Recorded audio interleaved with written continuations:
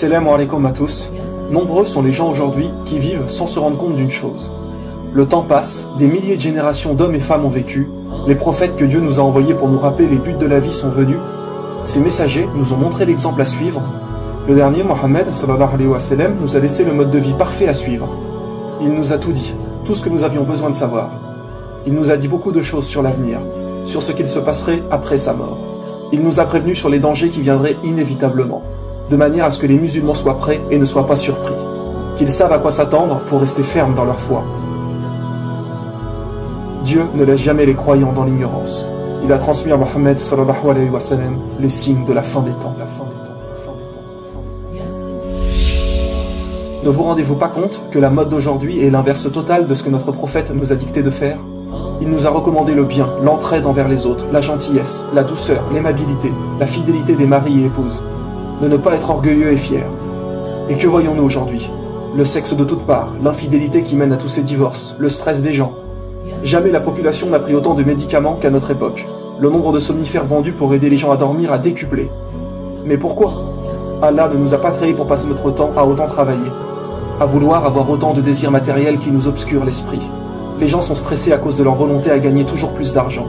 Les jeunes perdent leur santé aujourd'hui à gagner de l'argent pour ensuite la dépenser plus tard afin de retrouver leur santé. Mes frères et sœurs, les meilleures choses, Dieu nous les a données.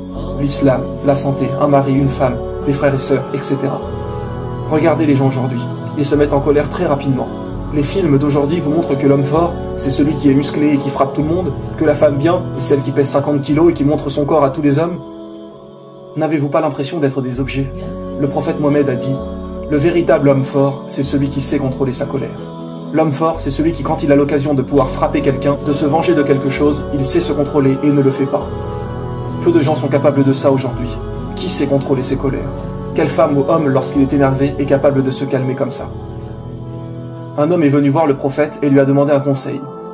Et celui-ci a répondu, ne te mets pas en colère. Plusieurs fois l'homme a reposé la question, et à chaque fois le prophète lui a répondu la même chose, ne te mets pas en colère. Écoutez bien cela, mes frères et sœurs.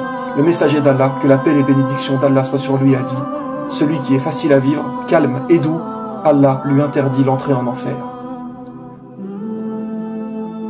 Le messager d'Allah a également dit, le bon comportement est la meilleure chose qui ait été donnée aux gens. Mais il nous a également dit que viendra une époque où les gens ne respecteront plus rien ni personne, au point que les enfants insulteront leurs parents, etc. Mes frères et sœurs, ce sont des choses qui se passent aujourd'hui. C'est devenu quelque chose de banal. Et le prophète Mohammed a dit, lorsque viendra cette époque, ce sera la fin des temps. Il nous a bien expliqué que parmi les signes de l'heure, l'apparition de la grossièreté et de l'indécence. L'impudeur et le vice se répandront, avec notamment la généralisation de l'homosexualité et du lesbianisme. Et que se passe-t-il aujourd'hui, avec le mariage homosexuel autorisé, etc. Il banalise de plus en plus ces actes, de manière à ce que cela paraisse normal aux gens. Mais dites-moi, quand nous voyons que lorsqu'un homme et une femme ont des rapports et que cela donne un bébé, c'est bien que les choses doivent normalement aller dans ce sens. Car deux hommes et deux femmes peuvent faire ce qu'ils veulent, ils n'obtiendront jamais un enfant. Le prophète sallallahu alayhi wa sallam disait à ce sujet, la fin du monde n'aura pas lieu tant que les gens ne s'accoupleront pas en public dans la rue comme le font les ânes. Et quand nous voyons aujourd'hui tous les films pornographiques produits, les gens qui n'ont plus aucune pudeur et aucune estime d'eux-mêmes. Parmi les signes de l'heure, la généralisation de l'adultère. Cela n'aurait pas pu se produire à aussi grande échelle avant, car aujourd'hui, avec tous ces moyens de rencontrer des filles ou garçons, avec le téléphone, Facebook, Skype, etc., c'est tellement simple de rencontrer quelqu'un et de commettre l'adultère que tout le monde le fait. Il nous est dit, les femmes seront dévêtues tout en étant habillées. Inutile de trop développer cela, nous le voyons tous les jours aujourd'hui. Toutes ces femmes en tenue très courte et serrée, parfois transparent.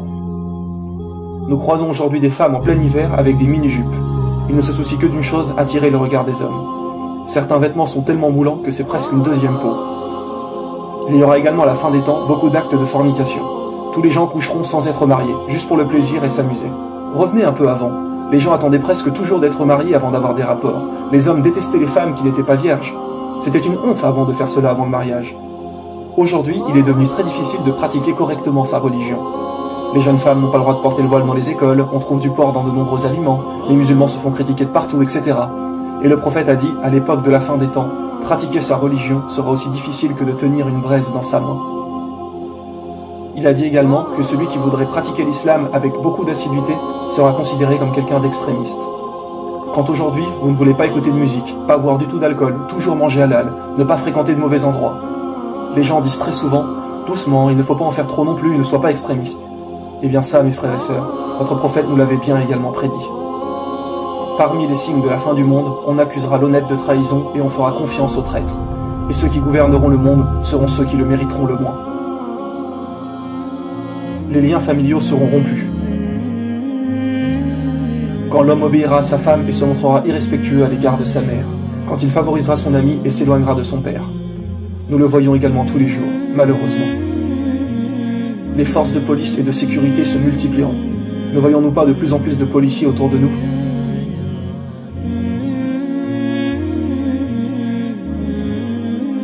Le prophète a dit qu'à l'époque de la fin des temps, de grands mensonges seront racontés. Regardez aujourd'hui tout ce qu'il nous raconte, au point de ne pas croire en Dieu, comme par exemple la théorie de l'évolution, le fait qu'on aurait pu être créé par des extraterrestres, etc. Pour ceux qui auraient encore des doutes, comment un homme au milieu du désert d'Arabie pouvait savoir tout ça? Comment pouvait-il nous donner autant d'exactitude sur l'époque dans laquelle nous vivons? Le prophète a dit, à l'époque de la fin des temps, les grandes distances seront parcourues en un court laps de temps. Et qu'avons-nous aujourd'hui? Les voitures, les TGV, les avions, etc. À l'époque du prophète, les gens ne se déplaçaient qu'en chameau ou en chevaux. Qui pouvait imaginer le moteur à explosion, l'électricité, etc.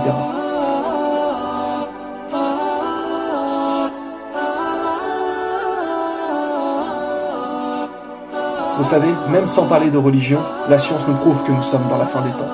Nous savons aujourd'hui que des centaines d'espèces d'animaux meurent, dans de nombreux endroits de la Terre. Il y a des pluies d'oiseaux,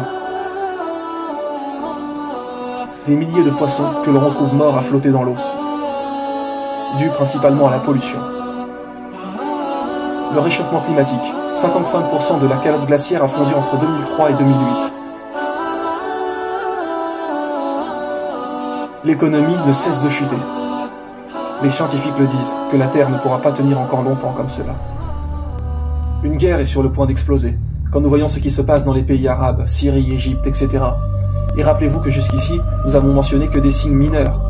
Et ceux-ci sont tous arrivés en une cinquantaine d'années environ, car le prophète a dit qu'une fois le premier signe majeur arrivé, ces signes majeurs se suivraient tels les feuilles qui tombent d'un arbre, donc très rapidement. Et quel est le premier signe majeur? La guerre entre les musulmans et les non-musulmans, ce qui est sur le point d'arriver. Voici encore d'autres signes miraculeux.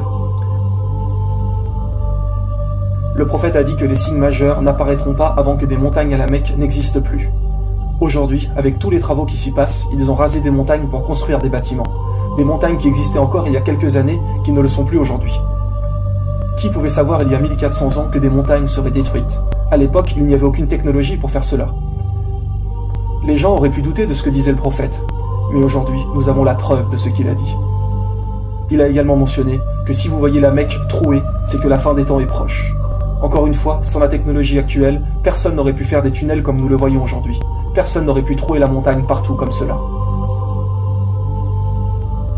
Le prophète sallallahu alayhi wa sallam a également parlé de construction d'immenses bâtiments à la fin des temps. Nous le voyons partout aujourd'hui dans les grandes villes du monde. Mais à la Mecque aussi. Saviez-vous que cette tour est le deuxième plus grand édifice au monde? Il a dit que lorsque vous verriez les bâtiments atteindre le sommet des montagnes, c'est que l'heure aura alors projeté son ombre. Et nous savons que pour certains hadiths, s'il y a une raison valable, il peut être pris métaphoriquement. Donc la parole qui disait que l'heure aura alors projeté son ombre, les gens pensaient que cela voulait dire que la fin des temps était vraiment très proche. Seulement depuis 2012, nous avons la tour de l'horloge qui projette son ombre sur la Kaaba. Et comment appelle-t-on l'horloge en Arabie Saoudite? As-Saha, qui veut dire l'heure. Donc en réalité, c'est à prendre littéralement. L'heure projette son ombre sur la Kaaba. Rendez-vous compte de la précision des choses. Le prophète nous a tout dit, pour que nous comprenions et sachions que la fin des temps est très proche. Pourquoi ont-ils construit cette tour? Certaines personnes se diront. Mais sachez que ceux qui gouvernent l'Arabie et qui l'ont fait construire ne sont pas du tout des gens bien. Nous ne critiquerons pas plus par principe. Mais depuis maintenant plus d'un an, l'heure projette son ombre sur la Kaaba. Mes frères et sœurs, nous sommes tous témoins des signes de la fin des temps. L'intérêt de cet épisode n'est pas de faire peur aux gens. Nous devons faire confiance en Allah. Oui, l'heure est effectivement proche, mais seul Allah en connaît la date exacte.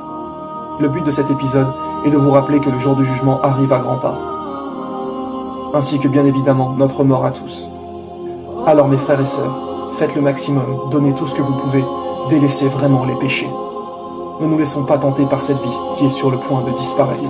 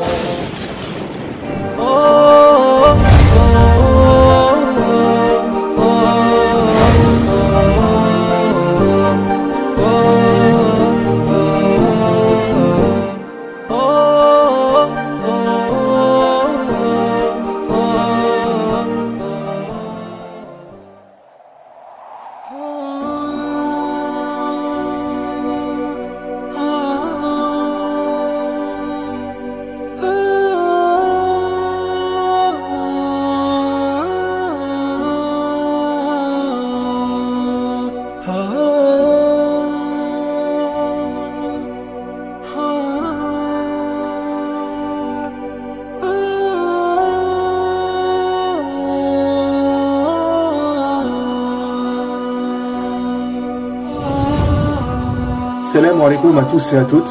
Quand vous parlez à des gens aujourd'hui de religion, beaucoup vous disent « Oui, mais c'est bon, pourquoi ça serait l'islam qui a raison et non le christianisme ou le judaïsme ou peu importe ?» Mais quand vous parlez à des chrétiens, hindous, bouddhistes, etc., vous vous rendez vite compte que pour beaucoup, ils ne connaissent peu, voire rien de leur propre religion. Car s'ils avaient vraiment étudié, ils deviendraient eux-mêmes musulmans. Pourquoi ? Parce que toutes les religions et tous les prophètes ont annoncé la venue de Mohammed sallallahu alayhi wa sallam pour établir la vraie religion de Dieu sur terre. L'islam, la religion finale.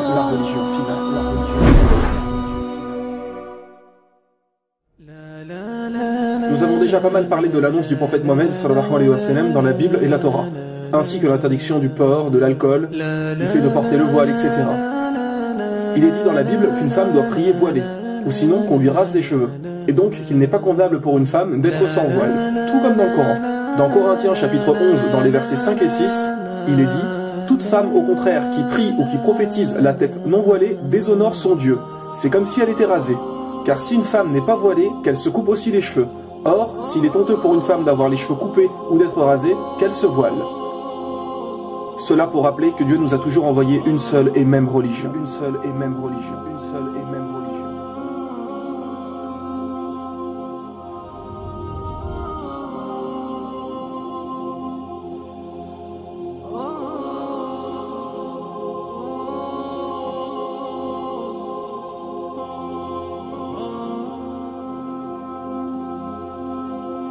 Et comme il avait été dit dans la saison 2, pour toutes les grandes religions, elles portent le nom d'un peuple ou de quelqu'un, sauf l'islam.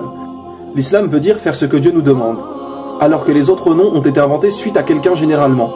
Le christianisme pour Jésus-Christ. Donc quoi, avant Jésus, la religion de Dieu n'existait pas?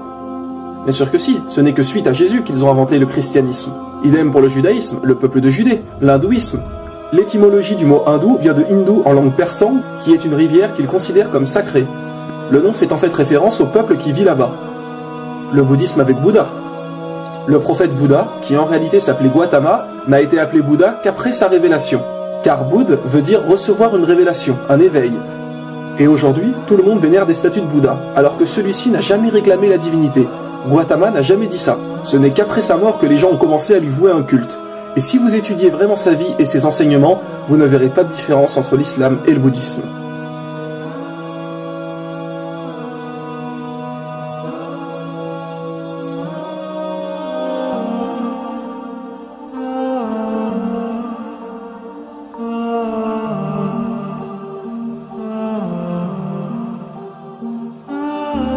Attention, nous ne disons pas que Bouddha était forcément un prophète d'Allah, car aucun verset du Coran ou hadith mentionne son nom comme prophète. Et tant qu'il n'y a pas un texte du Coran ou un hadith pour confirmer quelque chose, nous ne pouvons être sûrs à 100%.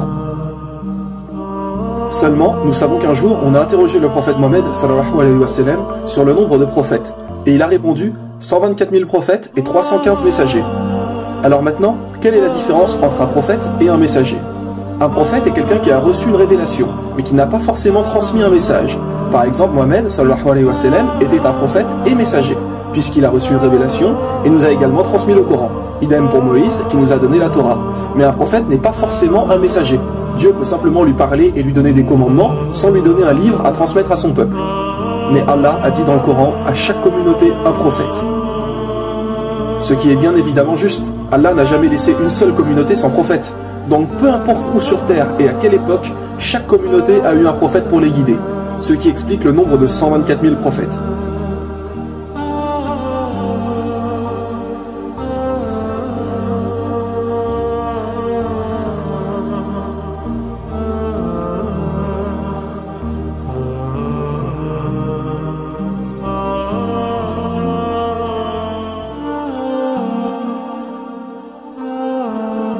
Donc, il est tout à fait possible que Bouddha était un prophète.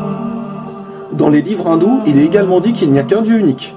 Il est même dit dans leur livre sacré Svetasvatara, Upanishad, chapitre 4, verset 19, et également dans le Yajurved, chapitre 32, verset 3, Natasya Pratima Asti, qui veut dire « Pour Dieu, il n'y a pas de Pratima ». Pratima signifie image, représentation, idole, etc. Donc pour Dieu, il n'y a pas de représentation, d'idole, d'image, de statue, de photo ou peu importe. On ne représente pas Dieu. Ce n'est encore une fois que des inventions des humains de prier devant les statues et de vénérer des idoles, comme pour Jésus. Il est dit dans la Bible, Exode chapitre 20 versets 3 à 5, « Tu n'auras pas d'autre Dieu devant ma face, tu ne feras point d'image taillée, ni de représentation quelconque des choses qui sont en haut dans les cieux, qui sont en bas sur la terre, et qui sont dans les eaux plus bas que la terre. » Et attention, écoutez bien, il est aussi mentionné, « Tu ne te prosterneras point devant elle. » Oui, il est bien dit, tu ne te prosterneras point devant elle. Alors comment se fait-il que les gens dans les églises prient devant des statues de Jésus crucifié, que l'on voit des portraits de Marie tenant Jésus dans ses mains partout? Que les gens prient sur Marie et sur Jésus sur la croix? Parce qu'encore une fois, les gens n'ont aucune connaissance des livres et ne suivent que ce qu'on leur a dit. Mais dites-moi, qui a reçu une révélation, les commandements de Dieu? Ce sont les prophètes. Alors ce sont les enseignements des prophètes qu'il faut suivre, et non tout et n'importe quoi. Les gens prennent des statues pour des dieux. Imaginez si la statue tombe et se casse. Alors ça y est, Dieu est mort? Un peu de logique, voyons. Il n'y a qu'un seul Dieu, qu'un seul message. Il n'y a qu'un seul Dieu, qu'un seul message. Il n'y a qu'un seul Dieu, qu'un seul message. La venue du prophète Mohammed, sallallahu alayhi wa sallam, est également mentionnée dans les livres hindous. Oui, mes frères et sœurs. Il est dit dans les Védas, le livre sacré des hindous, en Kalki Purana, chapitre 2, versets 5, 7, 9 et 15, et donc à 4 reprises, la venue du prophète Mohammed, sallallahu alayhi wa sallam. Il est dit que le Kalki Avatar viendra. En français, Kalki Avatar veut dire messager. Donc, on annonce la venue d'un prophète. Et que ce Kalki Avatar sera le dernier des prophètes et qui guidera toute l'humanité. Tiens donc, quel prophète a bien expliqué être le dernier et guide pour l'humanité?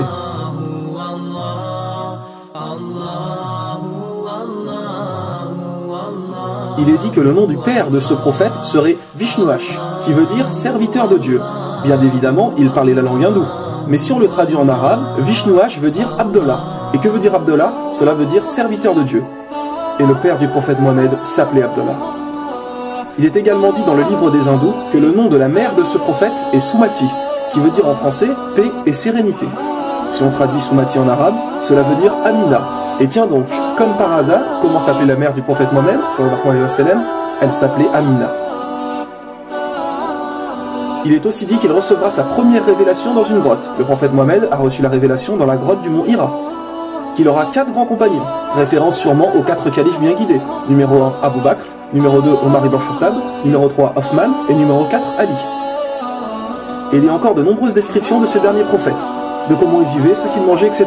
Comme par exemple, il est dit qu'il mangeait des dattes et des olives, nourriture plus que courante à l'époque du prophète Mohammed en Arabie Saoudite. Il est dit que celui-ci sera né dans une noble et respectée dynastie de son pays, et nous savons qu'il est de la famille des dirigeants de la Mecque qui sont les Quraysh. Mais que faut-il de plus pour comprendre? Pour ceux qui disent que les hindous pensent que ce prophète annoncé n'est pas encore venu, sachez qu'il est mentionné que ce prophète mènera des batailles au sabre, à l'arc et qu'il aura des chevaux. Alors qu'à notre époque, les batailles sont plus avec des armes à feu, avions, chars, etc. Alors mes frères et sœurs, vraiment, que faut-il de plus pour comprendre? Mohammed sallallahu alayhi wa sallam a été annoncé, et il faut le suivre. Comme dit Jésus, il est celui qui vous guidera dans toute la vérité, dans toute la vérité, dans toute la vérité, dans toute la vérité. L'islam est la religion de Dieu, la religion originale, la religion finale. La religion finale, la religion finale, la religion finale.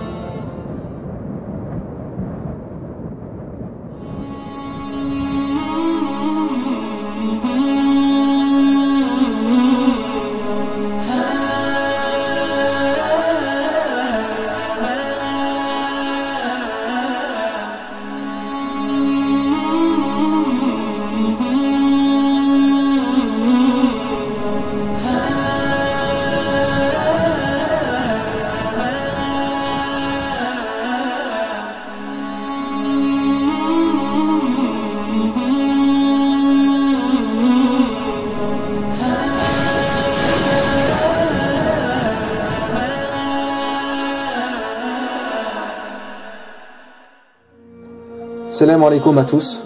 Bien que nous avons parlé un peu dans chaque épisode de certains miracles du Coran, l'épisode 2 de la première saison est celui qui en comporte le plus. Seulement, nous avons à 90% du temps abordé uniquement les miracles scientifiques. Mais le Coran contient bien d'autres aspects miraculeux et extraordinaires, comme des miracles mathématiques ou linguistiques, etc. Et nous allons maintenant un peu plus rentrer dans les détails et aborder un peu tous ces sujets. Malheureusement aujourd'hui, les gens passent de nombreuses heures à des choses bien souvent inutiles et laissent leur Coran sur l'armoire à la poussière sans se rendre compte du véritable trésor qu'est ce livre. Tous les films que nous regardons, les musiques que nous écoutons sont les travaux d'humains. Mais le Coran, mes frères et sœurs, est la parole d'Allah, la parole de notre Créateur. Normalement, nous devrions l'ouvrir au moins une fois par jour pour lire ne serait-ce qu'un verset. Mais non, il va des fois rester fermé sans bouger pendant des semaines, des mois, voire même des années. Alors qu'il est un rappel pour les cœurs, une consolation dans les moments difficiles, une guidance pour l'humanité.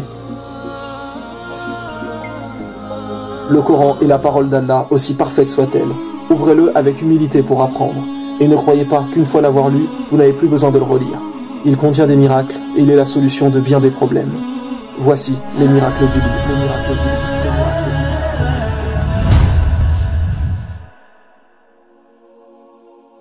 Beaucoup de gens doutent de l'existence d'Allah, et c'est l'intensité de votre foi qui vous gardera sur le chemin droit. Et le Coran est fait pour augmenter votre foi. Par exemple, jusqu'à il y a encore peu de temps, les gens pensaient que le soleil était fixe et que la terre tournait autour du soleil.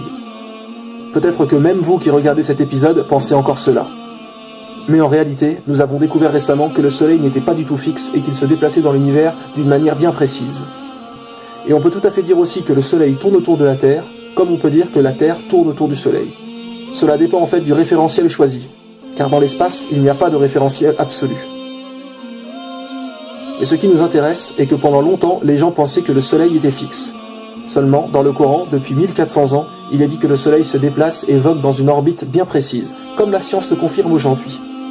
Ce qu'il faut comprendre, c'est qu'avant que la science découvre cela et change son point de vue, les gens auraient pu croire que le Coran avait fait une erreur, puisque la science disait que le Soleil était fixe et non le Coran. Et c'est justement dans ces moments que c'est votre foi qui vous maintient debout ou vous fait chuter. Celui dont sa foi est faible aura abandonné l'islam, pensant que le Coran faisait une erreur, alors qu'en réalité, la parole d'Allah est parfaite, et le Coran ne peut que dire la vérité, tandis que la science, elle, évolue et n'est jamais sûre. Mais c'est important de savoir que si un jour vous ne comprenez pas quelque chose en religion, ne remettez pas tout en cause. Il y a forcément une explication. C'est simplement que vous ne savez peut-être pas encore la réponse à vos questions. Mais ne remettez jamais l'islam en doute. Car le soleil se déplace bien dans l'univers. Il vous suffit simplement de regarder sur internet pour le confirmer. Et il est dit dans le Coran, chapitre 21, verset 33, « Et c'est lui qui a créé la nuit et le jour, le soleil et la lune, chacun voguant dans une orbite. » Chapitre 55, verset 5, « Le soleil et la lune évoluent selon un calcul minutieux. » Ou bien encore, chapitre 36, verset 40, « Le soleil ne peut rattraper la lune, ni la nuit devancer le jour, et chacun vogue dans une orbite. Ne doutez pas de la parole de notre Créateur. Louange à Allah, celui qui connaît ce que nous savons et ce que nous ne savons pas. Il faut savoir déjà qu'en langue française, le Coran perd une grande partie de ses miracles. Pourquoi? Car son style linguistique est absolument parfait. Je donnerai des exemples plus tard dans l'épisode pour que vous compreniez mieux. Mais si vous écrivez un poème aujourd'hui avec des rimes à chaque fin de phrase, et ensuite vous le traduisez en anglais, les phrases auront toujours le même sens, mais par contre vous perdrez les rimes. Certains aspects miraculeux du Coran ne sont compréhensibles qu'en arabe. Vous comprendrez plus en détail à la fin de l'épisode. Voici certains petits aspects qui sont également extraordinaires. La sourate Al-Baqarah, qui est la deuxième sourate du Coran et également la plus longue, contient 286 versets. Et si vous regardez au milieu de cette sourate, donc au verset 143, Allah dit « Et nous avons fait de vous une communauté du juste milieu ». Allah emploie le mot « milieu ». Et ce verset tombe pile au milieu de la sourate au verset 143. Et rappelez-vous mes frères et sœurs que les versets du Coran ont été révélés dans le désordre.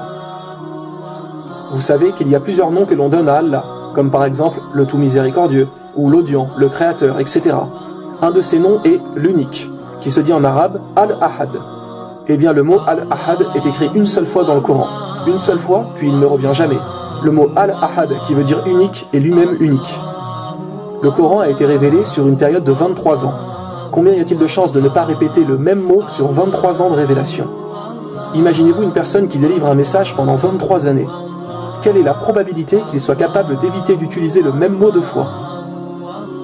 Dans le même type d'exemple, Allah dit dans un verset « Ne médite-t-il pas sur le Coran, s'il provenait d'un autre qu'Allah, ils y trouveraient certes maintes contradictions. » Eh bien le mot contradiction aussi ne revient jamais dans le Coran. Un petit malin qui voudrait vraiment chercher une erreur pourrait dire que si on prend cette phrase au sens littéral de chez littéral, on retrouve le mot contradiction parfois dans le Coran, alors que Dieu dit qu'on ne retrouve pas de contradiction. Mais même le mot en lui-même n'apparaît plus après. Encore une fois, quelle probabilité de ne pas utiliser deux fois le même mot en 23 ans? Cela peut paraître simple, mais rendez-vous compte de la précision des choses. Savez-vous ce que le mot Coran veut dire? La définition même du mot veut dire réciter, quelque chose qu'on récite. Aujourd'hui, quand une musique sort, parfois celle-ci fait le buzz et elle est vue des centaines de milliers de fois, puis très vite on l'oublie et hop, on passe à une autre. Les gens chantent la musique plusieurs fois, puis s'en lassent. Idem pour un film qui marche, il fait un carton et avec le temps, d'autres films le remplacent.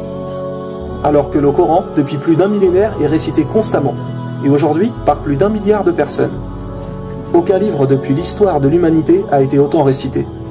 De plus, aujourd'hui, avec le décalage horaire, sachez que l'Aden, qui est l'appel à la prière, est récité 24 heures sur 24. Jamais l'appel à la prière n'est stoppé dû au décalage horaire. Constamment, il est récité sur terre. Quand le prophète sallallahu alayhi wa sallam a donné ce mot, le Coran, comment pouvait-il savoir si celui-ci allait être encore récité dans 1000 ans, si ce n'est par la révélation d'Allah? Même le mot Coran est miraculeux en soi. Tout est parfaitement bien choisi. Prenez n'importe quelle star, avec le temps on finit par l'oublier. Alors que le prophète Mohammed sallallahu alayhi wa sallam est depuis 1400 ans aimé par les musulmans. Les gens pourront dire, oui mais Jésus aussi pour les chrétiens, ou Moïse pour les juifs, etc. Et ce qui est intéressant, c'est qu'un verset du Coran parle de la renommée du prophète. Il est dit, chapitre 94, verset 4, « Et exalté pour toi ta renommée ». Et dans l'appel à la prière, lorsqu'il est dit « J'atteste que Mohammed est le prophète d'Allah », nous devons répéter la même chose. « J'atteste que Mohammed est le prophète d'Allah ». Et à chaque fois que nous entendons son prénom, nous devons dire « Que la paix et les bénédictions d'Allah soient sur toi, Mohammed ». Et étant donné que l'Aden est récité 24 heures sur 24, eh bien sans arrêt, la renommée du prophète est mise en avant. Le Coran est parfait et préservé jusqu'à la fin des temps. Outre le fait qu'Allah dit qu'il en est le gardien, et cela nous suffit pour croire que personne ne le modifiera jamais, Allah dit aussi qu'il a rendu le Coran facile pour la mémorisation. Et aujourd'hui, des milliers, voire des millions de gens connaissent le Coran par cœur. Même des enfants de 6-7 ans le connaissent sur le bout des doigts. Dans la prière, nous récitons des sourates de celui-ci, donc beaucoup d'imams, etc. le connaissent parfaitement. Alors imaginez maintenant si on brûlait tous les livres religieux, Bible, Coran, Torah, les Védas, etc. Rien que pour la Bible, il serait quasi impossible de la réécrire parce que peu de gens, voire personne, la connaissent par cœur. De plus qu'il existe des versions différentes, retravaillées et modifiées par l'humain. Donc personne ne se mettrait d'accord. Croyez-vous que vous remettriez les Védas ou la Torah comme cela? Idem, ce serait mission impossible. Et en plus de cela, l'origine réelle de la Bible et des autres livres est confuse. Elles ont plusieurs sources différentes. Mais allez dans une mosquée et demandez aux musulmans de réécrire le Coran, et en une journée, le Coran est de nouveau là. et mot pour mot identique à avant. Car si quelqu'un faisait une erreur, il serait immédiatement corrigé par d'autres. Tout comme si vous vouliez faire le malin et vous amuser un moment à modifier un verset. Votre supercherie ne durera même pas un jour, car elle sera détectée directement par les autres. Les gens récitent le Coran sans cesse, donc personne ne modifiera jamais le Coran. Quand vous avez appris à l'école les grandes révolutions, la Révolution française, la Révolution bolchevique en Russie, etc., vous vous rendez compte que toutes ces manifestations ont changé surtout le régime politique, mais dans la vie personnelle des gens, cela n'a rien vraiment changé. Alors que lorsque l'islam est arrivé, les gens n'ont pas seulement changé le régime politique qui était à l'époque, mais toute leur vie, leur manière de s'habiller, leur langage, le comportement avec les gens, ce qu'ils mangeaient, l'hygiène, etc. Et les gens qui proposaient ces idées politiques pour ces nouveaux régimes n'ont bien souvent pas vu ces révolutions durant leur vivant. Ce n'est que des années plus tard que cela est venu. Alors que durant la vie du prophète, sallallahu alayhi wa sallam, tout a changé directement, car il était guidé par Dieu. Ce que nous voulons dire, c'est que, imaginez-vous que votre voisin vienne vous voir et vous dise « Voilà, je suis le messager de Dieu. À partir d'aujourd'hui, tu devras faire tout ce que je dis, car ce que je te commande de faire est la volonté de Dieu. » Allez-vous le suivre, ou alors allez-vous le prendre pour un fou? Votre voisin que vous voyez avant tous les jours et qu'à présent vous dit être le messager de Dieu. Surtout qu'à l'époque, les gens étaient fiers et suivaient fermement leurs idées religieuses. Mais non, ils se sont tous mis au fur et à mesure à suivre le prophète Mohammed, sallallahu alayhi wa sallam. Et ça, mes frères et sœurs, ça ne peut venir que du seul et unique Dieu, le seul capable de cela. Voici un autre miracle du Coran. Allah dit dans un verset, nous avons fait descendre le fer. Alors que pour d'autres choses, comme par exemple les montagnes, il dit, nous avons créé les montagnes. Ou bien, nous avons créé le soleil, nous avons créé la terre. Mais pour le faire, il ne dit pas nous avons créé, mais fait descendre. Et écoutez bien mes frères et sœurs, les biologistes disent que le fer est venu historiquement sur Terre par la descente de météores. Et Allah dit, chapitre 57, verset 25, nous avons fait descendre le fer, nous avons fait descendre le fer, nous avons fait descendre le fer. À savoir que le fer ne peut être créé sur Terre. Même l'énergie dégagée par le soleil, qui atteint 386 millions de mégawatts, ne peut former le fer. Alors d'où vient-il ? Après des études approfondies, il s'est approuvé aux savants que cette matière, le fer, ne peut être formée que dans les immenses étoiles dépassant notre soleil plusieurs fois, et dans une étape particulière de la vie de ces immenses étoiles appelée la supernova. Au moment de l'explosion de ces dernières, la matière s'accumule fortement, cette fusion nucléaire continue et forme par la suite le fer. Et la Terre contient environ 35,9% de fer de sa masse. Allah nous a préparé la Terre par le fait de descendre sur elle une grande quantité de fer. Actuellement, les planètes du système solaire sont des planètes gazeuses inadaptées à la vie. Pour cela, le fait de descendre cette quantité de fer porte une sagesse divine, grâce à qui notre planète est habitable. Nul ne savait cette vérité du fer avant l'exploration de l'espace. Qui, il y a 1400 ans, pouvait connaître cela et savoir que le fer venait du ciel? La parole humaine n'est pas nécessairement calculée au mot près. Le speech humain ne fait pas attention à utiliser le mot le plus parfait possible. Mais Allah, si. Le Coran est incroyablement précis dans son langage. Comme il avait été dit au début de l'épisode, certains miracles sont compréhensibles qu'en arabe. Je vais vous donner un exemple et vous allez vous rendre compte à quel point le Coran est extraordinairement miraculeux. Suivez bien mes frères et sœurs. Il y a deux manières dans le Coran d'appeler une femme. En parlant là de la femme de quelqu'un, d'une épouse. Soit elle est appelée imaraha ou zawuj. Les deux sont utilisés. Les gens pourraient penser que cela n'a pas d'importance quel mot est utilisé. Mais ça serait bien dévaloriser le Coran, car le Coran est la parole d'Allah, et sa parole est parfaite. Chaque mot est utilisé toujours à juste raison. Je vous explique, suivez bien. Par exemple, il est dit à un moment « Imraha atanu », qui veut dire « la femme de Noé », ou bien « Imraha atanouf », la femme de Lot. Et il y a d'autres exemples comme cela. Ici, les mots utilisés pour désigner une femme sont toujours « Imraha » et non « zawuj ». La femme de Noé était-elle une bonne ou une mauvaise personne? Mauvaise, une assez mauvaise personne. La femme de Lot? Idem, mauvaise personne. À un autre moment dans le Coran, il est dit « Wa imraha ati » en parlant de la femme de Zacharie. À ce verset, il est dit qu'Allah lui envoie des anges pour lui annoncer la venue d'un fils. La femme de Zacharie était-elle une bonne ou une mauvaise personne? Une excellente personne. Donc, le mot imraha est utilisé pour désigner des femmes bonnes ou mauvaises. Il est dit aussi « Imraha ata Firaun » la femme de Pharaon. Une des meilleures femmes qui soit. Ce que vous devez comprendre, c'est que l'autre mot, zawuj, qui vient en réalité du mot zawaj, qui littéralement veut dire appareiller, une paire. Et quel est le but d'une paire? Une paire est composée de deux parties qui, ensemble, forment quelque chose de complet. Par exemple, le jour et la nuit, ensemble, ils forment une journée entière, complète. Similairement, l'homme et la femme forment une paire. Et quel est le but d'appariement d'un couple? Il y a en fait deux fonctions. La première, le bonheur des personnes, être bien avec l'autre, être utile, s'apporter quelque chose. Et la deuxième fonction est les enfants, faire des enfants. Donc, deux fonctions dans le couple, être utile, bien heureux, etc. Et la deuxième, faire des enfants. Il est bien dit dans le Coran que si une des deux fonctions est manquante, le mariage n'est pas vraiment considéré comme une paire. Il manque quelque chose. Donc, le mot zawj n'est pas utilisé lorsqu'il manque une des fonctions. Ce mot que l'on peut comprendre comme une paire, quelque chose de complet, n'est pas utilisé. Dans ce cas-là, c'est le mot imraha qui est utilisé pour la femme. La femme de Noé manque-t-il quelque chose avec son mari? Oui, rien de bon n'est sorti de ce mariage. Donc il est dit imraha pour la femme de Noé. La femme de Lot, idem, le mot imraha. La femme de Pharaon aussi. Il manque la compatibilité dans le mariage, donc toujours imraha. Maintenant, c'est ici que c'est important, suivez bien. La femme de Zacharie était une femme bien avec son mari, mais il est quand même dit imraha. Pourquoi? Parce qu'il manque les enfants, ils n'ont pas d'enfants. Puis, les anges viennent lui annoncer la venue d'un enfant, car pour le moment, elle n'en a pas. Donc le mot imraha est utilisé. Mais après, Allah lui accorde un fils, Jean. Allah dit plus loin dans le Coran, wa wahabna lahu yahna, qui veut dire nous lui donnâmes Jean pour fils. Puis wa aslana lahu zawujahu, qui veut dire et guérim son épouse. Et là, tiens, le mot utilisé est zaouj, plus imra, lahu zawujahu. Avant l'arrivée du garçon, le mot utilisé était imraha.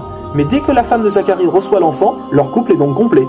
Et Allah n'utilise donc plus le mot imraha, mais le mot zawuj, qui veut dire que ça y est, avec sa femme, leur couple est complet.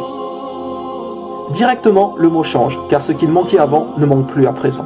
Comprenez-vous la précision des choses? Allah utilise les mots jusqu'à la plus grande précision. Et des exemples comme cela, il y en a des dizaines et des dizaines.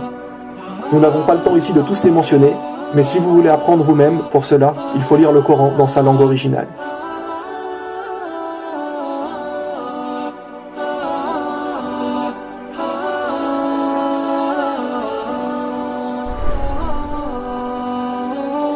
Car une fois traduit, nous gardons le sens, mais perdons bien des miracles. Et quand nous lisons en tant qu'être humain, nous ne nous rendons pas compte de ces détails miraculeux. On se dit, quelle différence entre ces deux mots?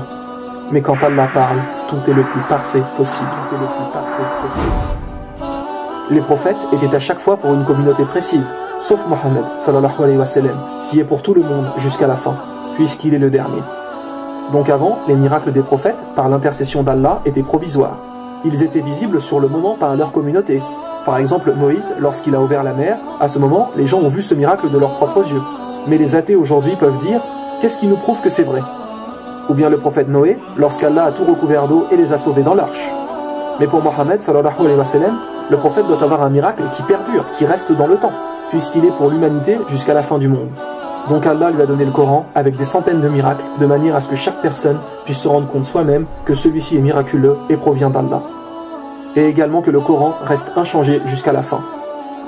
En vérité, c'est nous qui avons fait descendre le Coran, et c'est nous qui en sommes gardiens, et c'est nous qui en sommes gardiens, et c'est nous qui en sommes gardiens.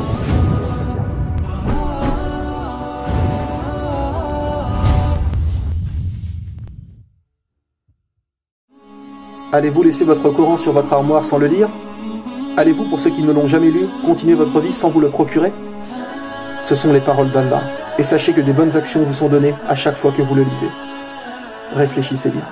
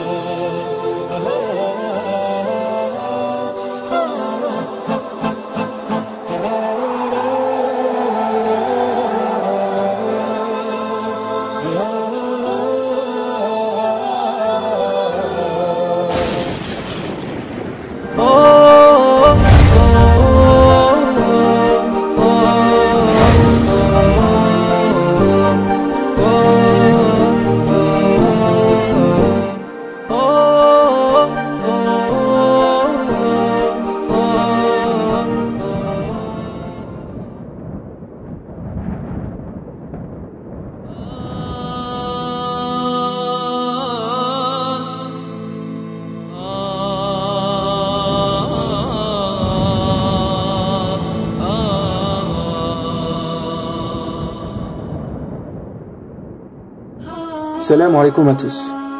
Cet épisode est peut-être le plus important de tous, mes frères et sœurs. Pour les personnes récemment converties, il faut savoir qu'il y a 5 piliers de l'islam en tout. Nous ne parlons pas ici des piliers de la foi, mais des 5 grands piliers de l'islam. Le premier est l'attestation de foi, qui consiste à dire que l'on atteste qu'il n'y a qu'un seul Dieu unique et que Mohammed sallallahu alayhi wa sallam est le messager d'Allah. Le deuxième pilier est la prière, le fait d'accomplir les 5 prières quotidiennes. Le troisième est de jeûner le mois du Ramadan. Le quatrième est l'aumône aux pauvres. Et le dernier est d'accomplir le pèlerinage à la Mecque au moins une fois dans sa vie.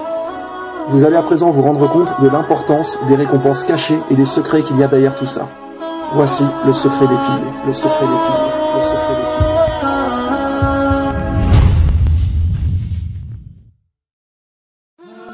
Beaucoup de gens pensent qu'une fois tournés vers l'islam, leur vie va devenir difficile, qu'ils ne seront plus libres, qu'ils ne pourront plus rien faire. Et ces fausses idées sont dues principalement à la manipulation des médias. Il est tout à fait compréhensible qu'aujourd'hui, les gens ont des mauvaises pensées de l'islam, vu les mensonges qui sont racontés à la télé. C'est quelque part tout à fait légitime pour eux d'être réticents à cette religion. Mais malheureusement, ils sont complètement endoctrinés par le système et sont à l'opposé de la vérité. Ces gens vivent dans le mensonge. L'islam insiste bien sur le fait que tout le monde est égal. Hommes, femmes, noirs, blancs, asiatiques, arabes, etc. Vous ne trouverez jamais de racisme chez les vrais musulmans. Vous pensez qu'une fois être tourné vers l'islam, vous prenez la mauvaise voie ? En vérité, vous reconnaissez l'évidence et vous ouvrez les yeux. Vous retirez le voile du mensonge qui était devant vous et devenez libre. Libre de vos choix. Libre de ne pas toujours être complètement soumis à ses désirs. De ne pas sans arrêt faire n'importe quoi et de se dire après « Oui, je fais ces bêtises, fumer, boire, etc. M'acheter des vêtements de marque parce que je vais être comme tout le monde, je veux suivre la mode. » On vous impose cela, qu'ils sortent des modes, des styles vestimentaires, qu'ils vont passer à la télé, sur des affiches. Puis ils créent des soi-disant stars, acteurs, chanteurs, etc. qui vont porter ces vêtements et vont vous faire penser que ce sont des exemples pour que vous ayez envie de faire de même. Nous sommes constamment bombardés de pubs.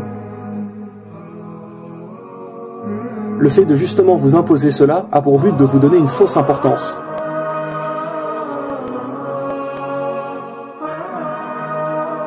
Avec par exemple les sites de réseaux sociaux, etc. Tout le monde affiche toute sa vie sur Facebook, jusque parfois dans les moindres détails, et vous n'avez presque plus de vraie vie sociale. Les gens ne parlent plus que comme ça, par machine, de manière à ce que tout le monde s'éloigne les uns des autres. Que chacun vive enfermé dans sa bulle. Et quand vous apprenez les vrais problèmes du monde, cela ne vous choque pas plus que ça. Parce que vous êtes trop occupé à vos divertissements et occupations. Que penser d'une humanité qui est plus émue lors d'un match de football ou d'un film que pour des enfants et un peuple qui se font bombarder, massacrer et tuer ?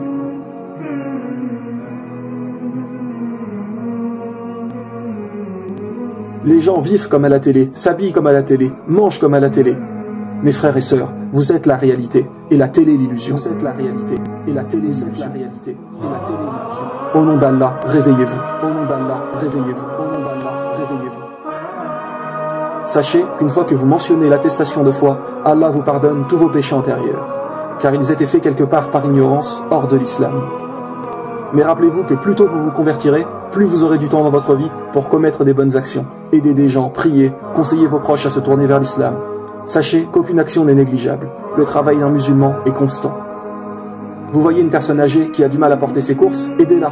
Vous voyez une personne qui pousse sa voiture en panne dans la rue, aidez-la. Montrez le bon exemple. N'oubliez pas que nous sommes la communauté de Mohammed sallallahu alayhi wa sallam, et le prophète et ses compagnons couraient derrière les bonnes actions. Certains disaient même que s'ils ne trouvaient pas une bonne action à faire dans la journée, comme par exemple un pauvre à nourrir, etc., ils étaient tristes et avaient peur qu'Allah leur en veuille, dû au fait qu'il ne leur avait pas donné la possibilité de faire une bonne action.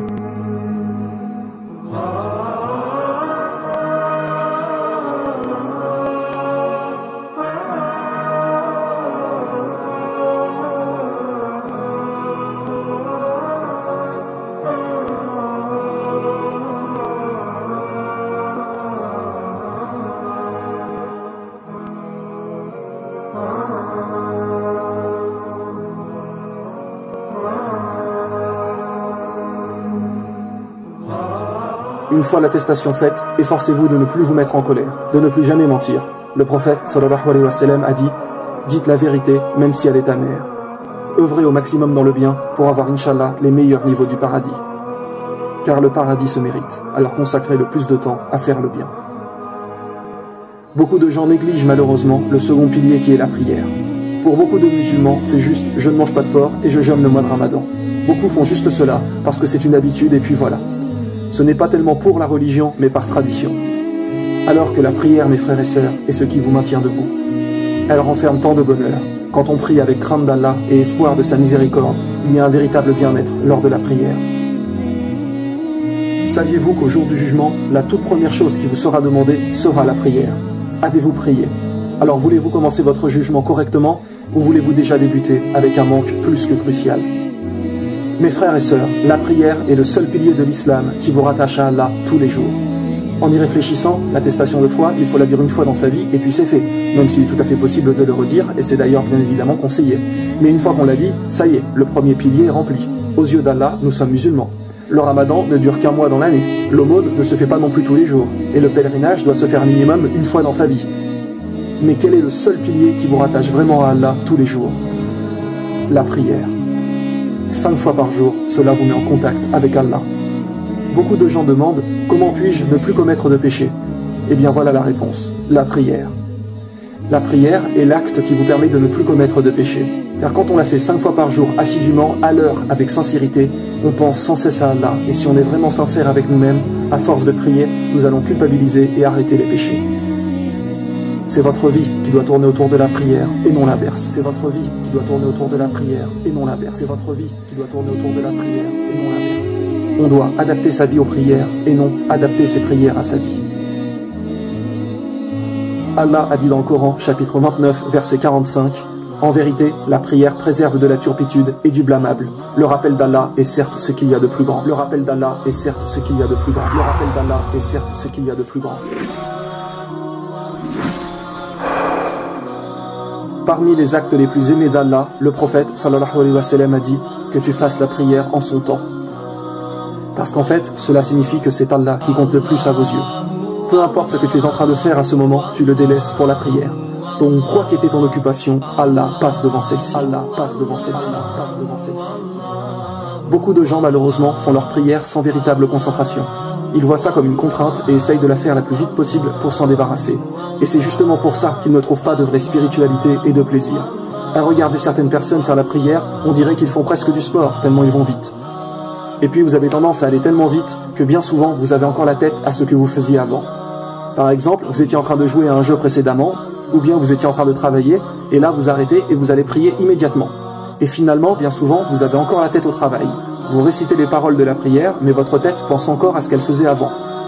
Souvent, lors de la prière, on est là et on se dit « Mince, j'ai oublié de faire ça » ou « Je devais appeler cette personne », etc. Et finalement, votre esprit n'est pas du tout concentré sur ce qu'il fait. Voici un conseil, mes frères et sœurs, qui peut peut-être vous aider pour être plus concentré. Attention, cela n'est pas du tout une obligation, ce n'est simplement qu'un conseil. Donc, quand vous arrêtez votre occupation pour aller prier, eh bien, arrêtez-vous 2 minutes plus tôt et essayez de vider un peu votre esprit, de manière à évacuer les pensées qui vont vous perturber lors de votre prière. Quand vous la commencez, la première chose que l'on dit est « Allahu Akbar », qui veut dire « Allah est le plus grand ». Allah est le plus grand. Cela veut dire qu'Allah est plus grand que votre travail, plus grand que vos occupations, plus grand que vos problèmes, que quoi que ce soit que vous ayez en tête. Donc ça y est, à partir de maintenant, vous êtes dans votre prière. Vous devez faire abstraction de tout ce qu'il y a autour de vous, comme si vous rentriez un peu dans une sphère invisible qui vous écarte du monde actuel. Et une fois votre prière finie, vous vous rebranchez et revenez à votre vie. Mais pendant ces 5 minutes de prière, il n'y a plus que vous et Allah. Il n'y a plus que vous et Allah. Essayez également au maximum quand vous priez de vous isoler. Fermez la porte de la pièce de manière à ne pas être gêné par les bruits extérieurs, etc. Car quand la concentration est vraiment là, la prière prend un tout autre aspect et devient vraiment incroyable. Vous ressentirez que vous réalisez vraiment votre devoir envers Allah, et vous aurez une réelle satisfaction d'avoir accompli cela. C'est une quiétude pour l'esprit. Et sincèrement, une prière ne dure que 5 minutes, alors soyons concentrés, au moins ces 5 minutes. Allah ne mérite-t-il pas cela? Malheureusement aussi, beaucoup de gens ne font pas trop leur prière à l'heure et se retrouvent le soir à devoir faire les 5 prières en même temps. Alors forcément, avec la fatigue, vous n'avez aucune motivation et vous allez bâcler vos prières. Et comment voulez-vous apprécier après? Vous allez avoir l'impression que celle-ci est une véritable contrainte. Et au fil du temps, vous risquez de ne plus supporter et de délaisser la prière. Si vous en avez la volonté, n'hésitez pas également à faire des prières supplémentaires. Car au jour du jugement, Allah demandera aux serviteurs, voyons les prières supplémentaires. Et celles-ci rattraperont peut-être les prières obligatoires qui ont été négligées et faites rapidement. Donc, tout acte supplémentaire, cachez-le. Que ce soit une aumône, aider quelqu'un, une prière, ne le dites à personne. Ne vous vantez surtout pas. Le musulman pieux est quelqu'un de humble qui n'a pas d'orgueil et de fierté dans le cœur. Faites vos actions pour Allah et uniquement pour lui. Mes frères et sœurs, qui était la meilleure personne pour nous donner un conseil en religion? C'était bien évidemment le prophète, sallallahu alayhi wa sallam, car c'est lui qui a reçu la révélation. Et le prophète nous a bien dit: je vous en conjure, ne délaissez pas la prière. Je vous en conjure, ne délaissez pas la prière. Je vous en conjure, ne délaissez pas la prière. Par là, il faut comprendre qu'il a déclaré: je vous en supplie, je vous en conjure, n'abandonnez pas la prière. Comme si c'était peut-être celle-ci qui nous sauverait de l'enfer. Car comme il a été dit, la prière est le seul pilier qui tous les jours nous relie à Allah. Le prophète, sallallahu alayhi wa sallam, a dit: une fois là-haut, aucun musulman ne voudra revenir sur terre, sauf pour prier plus. Donc la chose pour laquelle on aurait envie de revenir serait de faire une prière supplémentaire. Alors mes frères et sœurs, ne négligez jamais une prière. Sachez aussi qu'à chaque fois que vous vous prosternez lors de votre prière, vous perdez des péchés. Le prophète nous a dit que lorsque le serviteur se prosterne, les péchés tombent de ses épaules. À savoir également qu'à la base, le nombre de prières devait être de 50 par jour. Imaginez-vous, cela semble impossible, parce qu'aujourd'hui, nous avons tellement d'occupations que cela semble prendre trop de temps, alors qu'en réalité, le but de cette vie est la religion. Mais Allah a réduit le nombre de prières obligatoires de 50 à 5.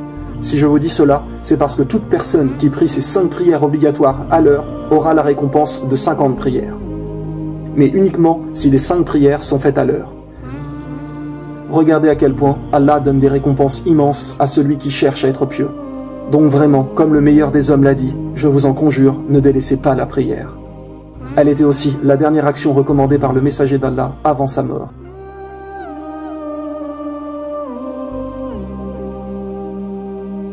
Il y a 2 choses de difficiles dans la religion. La première, la conversion, donc le fait d'accepter la vérité avec le début de la pratique. Et la deuxième chose difficile est de rester assidu au fil du temps. Et la deuxième est bien souvent la plus dure. Car au début, on apprend et on est motivé, et puis par le temps, cela s'efface. Donc faites toujours attention que votre prière et votre religion ne deviennent pas une routine, une habitude, car vous perdrez votre concentration et votre foi s'affaiblira. Les rappels, mes frères et sœurs, sont justement là pour augmenter votre foi. Allah a dit, le rappel profite aux croyants. Car le temps peut être notre ennemi. Avec le temps, vous vous habituez et perdez votre concentration et votre sincérité. Allah a d'ailleurs dit dans le Coran, chapitre 103, versets 1 à 3, « Par le temps, l'homme est certes en perdition. Sauf ceux qui croient et accomplissent les bonnes œuvres, s'enjoignent mutuellement la vérité et s'enjoignent mutuellement l'endurance. » C'est pour cela qu'il faut des rappels. Donc la prière, comme la religion, doit être entretenue. Sinon, cela devient une routine et vous éloigne d'une bonne pratique. Le troisième pilier, l'aumône aux pauvres, a plusieurs buts. Sachez qu'en fait, il est du devoir du musulman de donner un tout petit pourcentage de ce qu'il a gagné une fois par an. Donc bien évidemment, ce n'est obligatoire que si vous gagnez de l'argent et que vous en avez assez pour vivre. Mais sachez que si tout le monde le faisait et donnait une infime partie de ce qu'il gagne une fois par an, eh bien il n'y aurait plus du tout de pauvres sur terre. Plus de personnes qui meurent de faim, de soif, etc. Rappelez-vous la chance que nous avons de pouvoir dormir au chaud sous une couette quand certains dorment dans le froid dehors. Rappelez-vous la chance que nous avons de pouvoir manger ce que nous aimons quand certains doivent manger des restes qu'ils trouvent par terre ou dans les poubelles. Rappelez-vous aussi la chance que nous avons, lorsqu'on a soif, d'avoir simplement à bouger la main et ouvrir le robinet, quand certains marchent des kilomètres pour avoir de l'eau dans un puits, ou bien même lorsqu'ils sont obligés de boire de l'eau de pluie dans les flaques, etc. Pensez à eux quand vous vous couchez le soir sur un matelas et que eux sont à même le sol. Ils n'ont pas d'oreiller ou tout le confort que nous possédons. Des gens disent « Oui, mais quand on voit des pauvres dans la rue, on ne sait jamais trop si on doit leur donner. » Car peut-être qu'avec l'argent, ils vont s'acheter de l'alcool ou des cigarettes. Mais ça, mes frères et sœurs, vous n'y êtes pour rien. L'important est qu'aux yeux d'Allah, vous avez fait votre don. Nous, notre devoir, c'est de donner. Ce n'est pas vous qui achetez de mauvaises choses. Vous faites simplement le bien. Et puis, tous les pauvres ne font pas ça. Certaines personnes s'achètent vraiment à manger, à boire, etc. Parce que, imaginez que tout le monde réagisse comme ça. Que tout le monde se dise « Non, je ne donne pas, car je ne sais pas ce qu'il va faire avec. » Eh bien, dans ce cas, personne n'aidera jamais ceux qui sont vraiment dans le besoin. N'oubliez pas que vous donnez pour Allah. Vous, votre travail s'arrête à donner. Voulez-vous faire partie de l'aide et de la solution, ou de la méfiance et de l'inaction?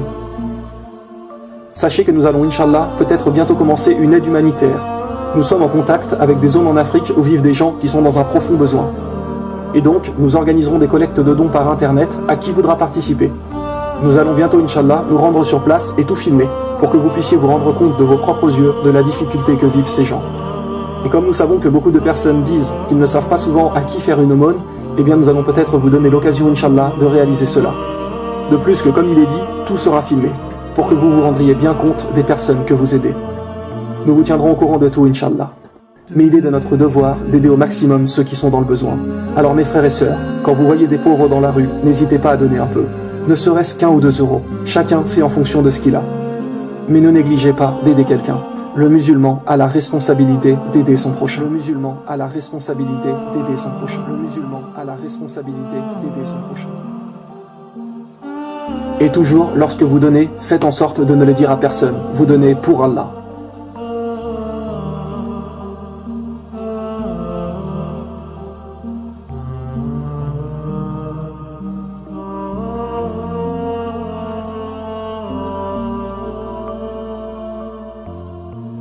Sachez que l'aumône éloigne de l'avarice, car quand on s'habitue à donner un petit peu de temps en temps, notre cœur se détache donc de vouloir toujours tout garder pour soi. Et le fait de donner aux pauvres nous lave des péchés. Le prophète Mohammed sallallahu alayhi wa sallam a dit « L'aumône éteint les péchés comme l'eau éteint le feu. L'aumône éteint les péchés comme l'eau éteint le feu. L'aumône éteint les péchés comme l'eau éteint le feu. » Le 4e pilier, le ramadan, consiste donc bien évidemment à se retenir de manger, de boire et d'avoir des relations sexuelles à partir de la première prière jusqu'au coucher du soleil. Comme il a été expliqué dans l'épisode 4 de la saison 1, le ramadan est excellent pour la santé. Celui-ci repose le corps et lui permet de se débarrasser plus facilement de ses déchets. Cela désencrasse l'estomac, les intestins, le foie, etc. Il faut savoir aussi que nous ne nous privons pas uniquement pour nous-mêmes, mais pour Allah. Nous nous privons aussi pour lui. C'est le fait de lui montrer que nous sommes capables de nous retenir, d'avoir un réel combat contre nos passions. Cela apprend donc à ceux qui ont du mal à se retenir des relations sexuelles illicites que cela est tout à fait possible. Le but du ramadan est de réaugmenter votre foi et de vous rapprocher d'Allah. Ceux qui ne voient dans le ramadan qu'une difficulté n'ont malheureusement pas saisi la chance qu'est le ramadan et les récompenses qui s'y cachent. Le prophète a déclaré qu'Allah lui-même a dit « Le jeûne est pour moi et je donne une récompense pour cela.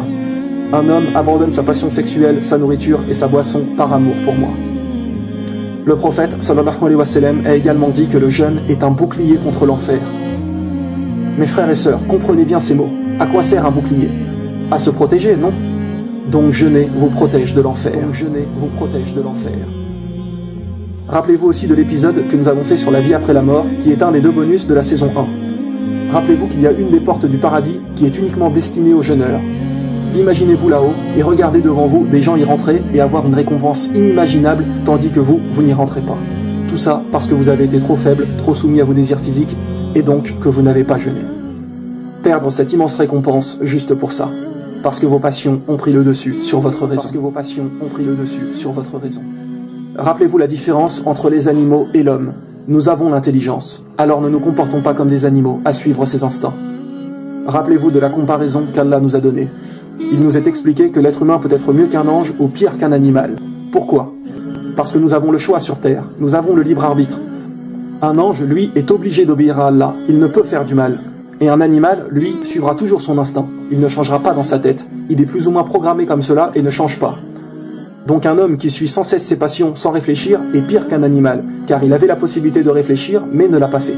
Par contre, s'il se contrôle et ne se livre pas à tous ses désirs, alors il sera meilleur qu'un ange, car il avait la possibilité de faire du mal, contrairement à un ange, mais s'est retenu et ne l'a pas fait. Mes frères et sœurs, voulez-vous au jour du jugement, aux yeux d'Allah, être meilleur qu'un ange? Prouvez à Allah que vous vous contrôlez et que vous êtes maître de vous-même. Vraiment, pour l'amour d'Allah, cessez une bonne fois pour toutes les relations illicites, l'alcool, la cigarette, les boîtes de nuit, les jeux d'argent, les insultes, le non-respect aux proches, etc. Changez et restez définitivement sur la voie du meilleur des hommes, Mohammed sallallahu alayhi wa sallam. Suivez sa sunna, son exemple de vie. Quand quelqu'un jeûne sincèrement par amour pour Allah, le ramadan ne lui semble pas si difficile.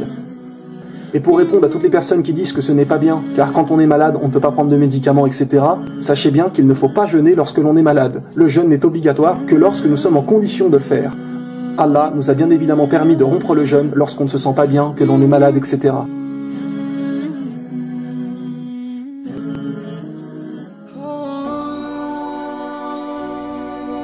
Allah nous a bien dit, nulle contrainte en religion.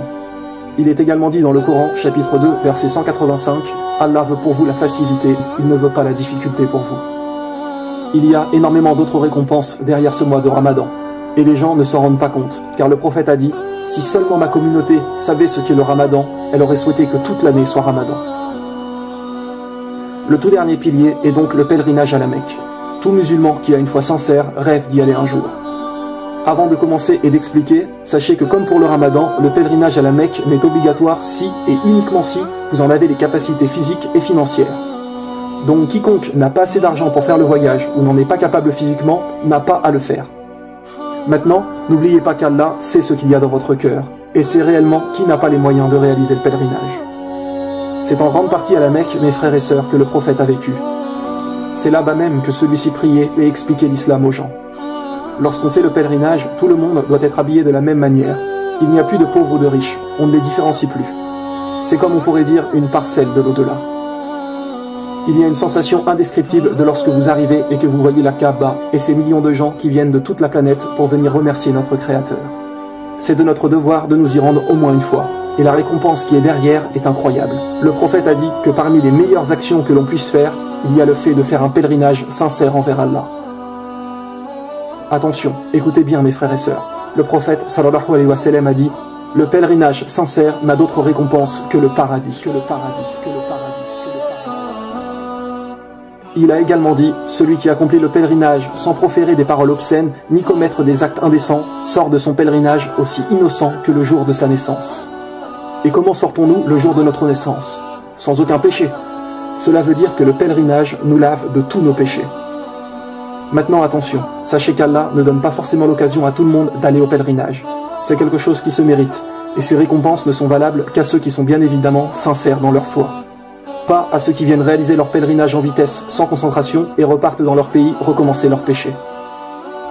Mais il y a là-bas la sensation d'être égal avec tout le monde. Plus de fierté, de richesse, tout le monde est là pour prier envers notre Créateur. La Kaaba est considérée comme la maison sacrée. Ne perdez surtout pas l'occasion d'y aller si vous en avez la possibilité.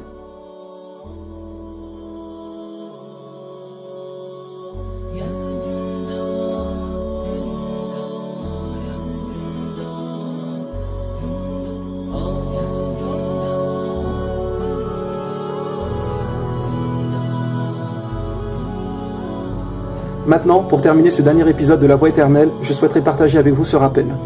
Allah dit dans le Coran, chapitre 8, verset 21, « Et ne soyez pas comme ceux qui disent « Nous avons entendu » alors qu'ils n'entendent pas. » Allah parle dans ce verset de l'action d'écouter. Ne soyez pas comme ceux qui disent « Nous avons entendu » alors qu'ils n'entendent pas. Ce verset a une profonde implication sur le genre d'auditeurs que nous sommes. De nos jours, nous regardons les médias, nous écoutons de la musique, pendant que parfois nos parents nous parlent. Nous recevons plusieurs informations en même temps sans vraiment prêter attention à l'une d'elles. Beaucoup de gens des fois écoutent un rappel religieux tout en regardant leur portable, envoyant des SMS, allant sur Facebook. Vous n'écoutez qu'à moitié. Nous devons devenir des gens qui prêtons toute notre attention, surtout lorsqu'il s'agit d'un rappel sur l'islam. À l'école, le prof va parfois dire « Éteins ton téléphone, concentre-toi, écoute ». Cela pour avoir une meilleure compréhension. Mais l'important dans tout ça, c'est qu'entendre ne veut pas forcément dire écouter. Quand vous regardez nos vidéos, vous entendez certes, mais écoutez-vous vraiment? Quand vous écoutez vraiment, cela veut dire que vous avez pris le conseil qui vous a été donné. L'avez-vous appliqué dans votre vie? Y a-t-il eu du changement, vous comprenez? Entendre ne veut pas forcément dire écouter. Donc parfois, lorsqu'on vous donne un conseil, ne soyez pas de ceux qui disent « Oui, oui, je sais, j'ai déjà entendu », mais cela n'a en fait rien changé en vous. Lorsqu'un policier vous dit de faire quelque chose, vous le faites. Lorsqu'un docteur vous dit « Prenez ces médicaments, sinon vous ne guérirez pas », vous le faites. Vous entendez et vous mettez en pratique. Là, vous écoutez votre médecin. Et ça, c'est important, mes frères et sœurs. Il y a une immense différence entre savoir et agir en tant que tel. Oui, vous savez des choses, mais agissez-vous en fonction. Quand des fois on vous dit « Écoutez ces paroles », ok, vous les écoutez. Mais quand par exemple, un père dispute son fils car il n'a pas fait ce qu'il lui avait dit, le père va alors lui dire « Tu n'as pas entendu ce que je t'ai dit ?» Entendre, ce n'est pas écouter. Et c'est pour cela qu'Allah a dit « Et ne soyez pas comme ceux qui disent « Nous avons entendu » alors qu'ils n'entendent pas. » Nous avons une intelligence, alors soyons de ceux qui écoutent, entendent et mettent en pratique.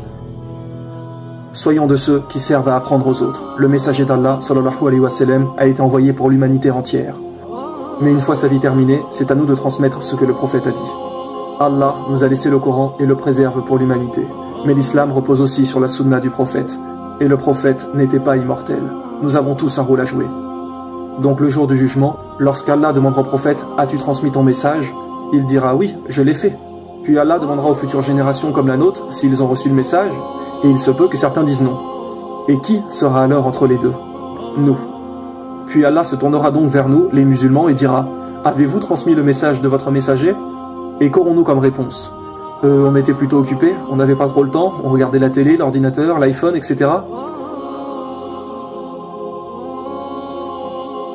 Saviez-vous que là-haut, les gens que vous fréquentiez ici-bas et à qui vous n'avez pas parlé de l'islam viendront vous voir et vous le reprocheront. Ils vous diront, vous saviez que ce jour-là allait arriver, que le jugement viendrait, que l'enfer nous attendrait. Alors pourquoi ne nous en avez-vous pas parlé? Si vous ne leur en parlez pas et que vous vous en fichez, indirectement, cela veut dire que vous êtes d'accord pour que ces gens aillent en enfer. Bien évidemment, on ne peut pas expliquer l'islam à tout le monde, mais nous sommes 1,7 milliard de musulmans sur Terre. Le calcul est rapide.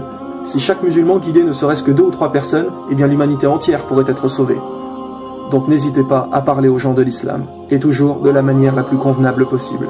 Après, si ces personnes ne veulent rien entendre, c'est autre chose. Mais au moins vous avez fait votre devoir, vous avez fait votre devoir, vous avez fait votre devoir. Nous ne disons pas que ça y est, vous devez tous sortir de chez vous et devenir des prédicateurs de l'islam et donner des discours, etc. Mais il y a plusieurs manières de montrer ce qu'est l'islam. Et vous pouvez au moins le montrer à travers votre comportement. Soyez des exemples à suivre, devenez agréable, poli avec tout le monde, serviable, que les gens se disent « Mais dis donc, tu as changé depuis que tu es assidu dans la religion, tu es devenu quelqu'un de vraiment bien ».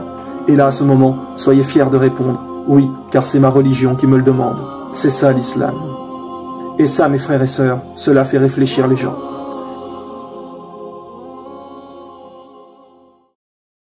Nous espérons que cette 3e saison vous a été utile et que suite à cela, votre comportement s'améliorera et que vous délaisserez sincèrement les péchés. Rappelez-vous que le bon comportement est la priorité du musulman. On a demandé au prophète, sallallahu alayhi wa sallam, qu'est-ce qui fait le plus accéder au paradis? Il répondit, la crainte d'Allah et le bon comportement. La crainte d'Allah et le bon comportement. La crainte d'Allah et le bon comportement.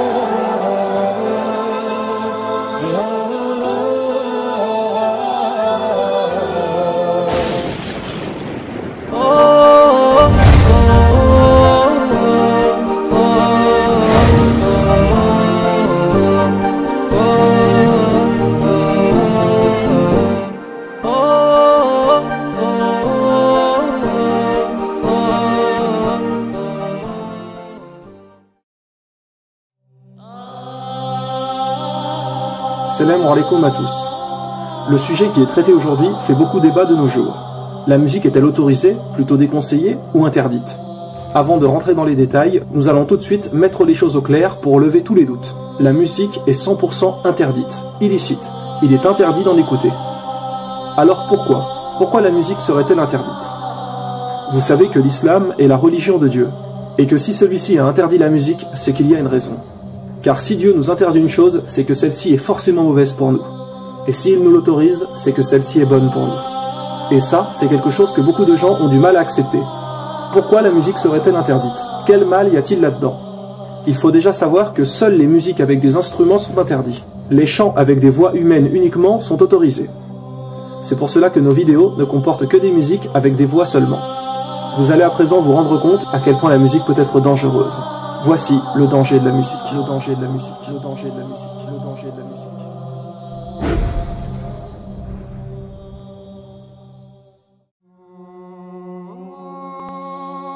Étiez-vous conscient que la musique est un objet de manipulation? Étiez-vous conscient que celle-ci vous affecte dans vos choix personnels? Nous allons vous expliquer un peu plus en détail. Déjà, il faut savoir que la musique met l'être humain dans certains états. Par exemple, écouter une musique triste va souvent vous rendre triste. Une musique qui bouge va vous exciter. La musique, en fait, affecte votre état général.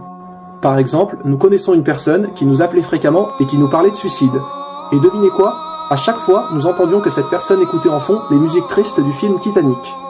Quand vous regardez un film d'horreur par exemple, ce qui va vous faire peur, ce sont les musiques. Quand vous allez sursauter, c'est suite à un gros boom après un silence. Par exemple, dans une scène intense où le personnage marche la nuit dans sa maison, ses lumières sont en panne et vous savez qu'il y a un tueur dans les parages, il va y avoir en fond une musique qui fait peur. Et cela va mettre le spectateur dans un état de stress. Son cœur va même accélérer, etc. Alors qu'en réalité, dans la vraie vie, il n'y a rien de stressant ou quoi que ce soit. Ce n'est que dans le film, mais la musique va vous mettre dans un état d'illusion. Quand par exemple à la télé, ils veulent faire passer quelque chose plus facilement, vous allez avoir une petite musique douce, agréable, pour faire paraître les choses plus naturelles et acceptables. Si par exemple, vous êtes en colère contre quelqu'un, et vous êtes plus ou moins sur le point de le frapper, eh bien, s'il y avait eu une musique forte derrière, il y aurait eu 2 fois plus de chances que vous le frappiez que s'il n'y en avait pas, car la musique va augmenter votre colère. Des études ont même été faites sur les tentatives de suicide sur les gens qui écoutaient tel ou tel style de musique, et ont prouvé que certains styles augmentaient l'envie de se suicider. Un autre exemple, quand un jeune roule dans sa petite voiture, sa Clio, sa 206 ou peu importe. Il faut être honnête, tout jeune qui va écouter une musique un peu speed va accélérer et conduire bien plus brutalement. Et puis, dès qu'il descend de sa voiture et coupe le contact, ça y est, là, il revient à la réalité. Mais la musique va vous faire conduire de manière beaucoup moins responsable. Elle va bien souvent vous donner l'envie d'accélérer, preuve qu'elle a un impact sur vous. Celle-ci peut vraiment influencer votre comportement. La musique vous apporte de la nostalgie. Beaucoup de gens, des fois, n'ont pas le moral le soir parce qu'ils écoutent des musiques tristes. Alors qu'en réalité, il n'y a rien de triste sur le moment, mais celle-ci va vous mettre dans cet état. La musique vous affecte psychologiquement. Ce que nous allons vous dire maintenant va peut-être vous étonner, mais ceci est pourtant bien réel. Saviez-vous que la musique empêche de réfléchir sérieusement ? Par exemple, quand vous regardez un film, votre cerveau est concentré sur ce qu'il voit. Votre cerveau pense au film qu'il regarde. Eh bien, quand vous écoutez de la musique, c'est pareil. Pourquoi croyez-vous qu'à force d'écouter des musiques, vous apprenez les paroles par cœur sans le faire exprès ? Votre cerveau se concentre en fait sur ce qu'il entend, et pendant ce temps ne réfléchit pas à autre chose. Et de nos jours, les jeunes se lèvent et mettent la musique, l'écoutent avec le téléphone dans le bus, l'écoutent dans la voiture, les gens l'écoutent au travail. Énormément de gens se lèvent avec la musique et se couchent avec la musique. Et finalement, vivent une majeure partie de leur vie avec un fond sonore. Comprenez à quel point celle-ci empêche de réfléchir convenablement et gêne le cerveau. Quand par exemple, vous êtes en voiture et vous vous perdez, vous avez besoin de bien réfléchir pour retrouver votre route. Vous devez vous concentrer pour y arriver. Eh bien, s'il y avait de la musique en fond, vous allez à coup sûr la couper pour mieux vous concentrer, car celle-ci vous empêche de bien réfléchir.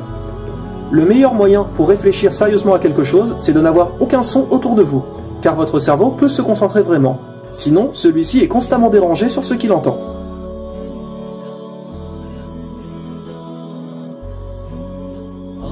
Des fois, des hommes vont mettre des petites musiques douces en fond pour essayer de draguer des filles.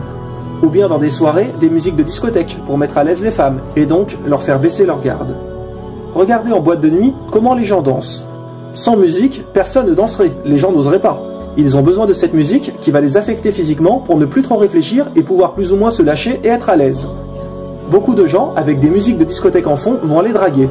Car comme il est dit, la musique masque un peu la vérité et vous met à l'aise. Vous perdez en vérité votre morale avec celle-ci. Elle masque vraiment les choses et vous met dans une ambiance qui est fausse. Ce que l'on veut expliquer par là, c'est que vous compreniez que la musique peut vous affecter réellement. Un peu comme l'alcool. Beaucoup de gens ne peuvent pas s'amuser sans alcool. Donc ils boivent pour pouvoir se lâcher. Comment se fait-il qu'ils ont besoin de quelque chose pour pouvoir s'amuser ? Normalement, l'être humain n'a pas besoin de ça. La musique, c'est un peu pareil. Vous avez besoin de choses qui vous affectent dans votre corps et qui vous fait un peu oublier votre moralité pour faire certains actes. Cela vous rend dépendant et finalement vous fait perdre confiance en vous. Car après, s'il n'y a pas de musique ou d'alcool, vous n'oserez rien faire car vous avez pris l'habitude de cela. Donc à force d'en écouter, comme il est dit, vous devenez dépendant. Et tout ce qui peut rendre dépendant l'être humain est néfaste pour lui. Que ce soit la cigarette, l'alcool, la drogue, etc. Vous voyez l'influence que cela peut avoir sur le corps humain. La musique est donc un excellent moyen de contrôle pour mieux faire passer quelque chose. Parfois donc dans un film, un passage paraîtrait ridicule, mais avec une bonne petite musique bien placée, les choses passeront beaucoup mieux. La musique peut avoir un réel pouvoir de manipulation si elle est bien utilisée et peut vraiment masquer la réalité dans beaucoup de cas. Et les choses sont encore pires de nos jours. Saviez-vous que beaucoup de chanteurs cachent des paroles ou des actes sataniques dans leur musique et leurs clips ? Une grande majorité de la population mondiale écoute de la musique et malheureusement une minorité comprend le sens réel de celle-ci et des effets que cela a sur le public. Il n'y a pas besoin de montrer les clips d'aujourd'hui pour prouver les références au sexe, satanisme, alcool, etc. Nous le voyons tous les jours à la télé ou sur internet. Seulement de nos jours, ils ont tellement banalisé cela en mettant partout et en diffusant ça en masse que cela semble normal aux gens. C'est devenu tout à fait banal. Comme par exemple les jeux vidéo où on tue sans arrêt des gens, où on peut faire n'importe quoi dans les villes, cambrioler, etc.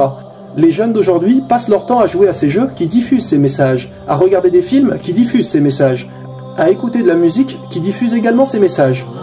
Et après, vous vous étonnez que les jeunes d'aujourd'hui tournent mal, fument, respectent plus personne, mais ils sont bombardés non-stop de ce genre de choses. Et si personne ne les avertit, ils tomberont tous dans le piège. C'est le but recherché aujourd'hui. Tout est fait et a été bien calculé pour que l'éducation détourne des vraies choses importantes. Le sexe a été mis en avant de toutes parts. Ils font en sorte que les gens ne se posent plus de questions critiques et soient fondés dans le système, avec comme unique but, je fais la fête et je gagne de l'argent. Pas de réflexion. La technologie vous masque la vérité. La musique, les films, les jeux vous masquent la vérité. Vous masquent la vérité. Vous masquent la vérité. Vous masquent la vérité.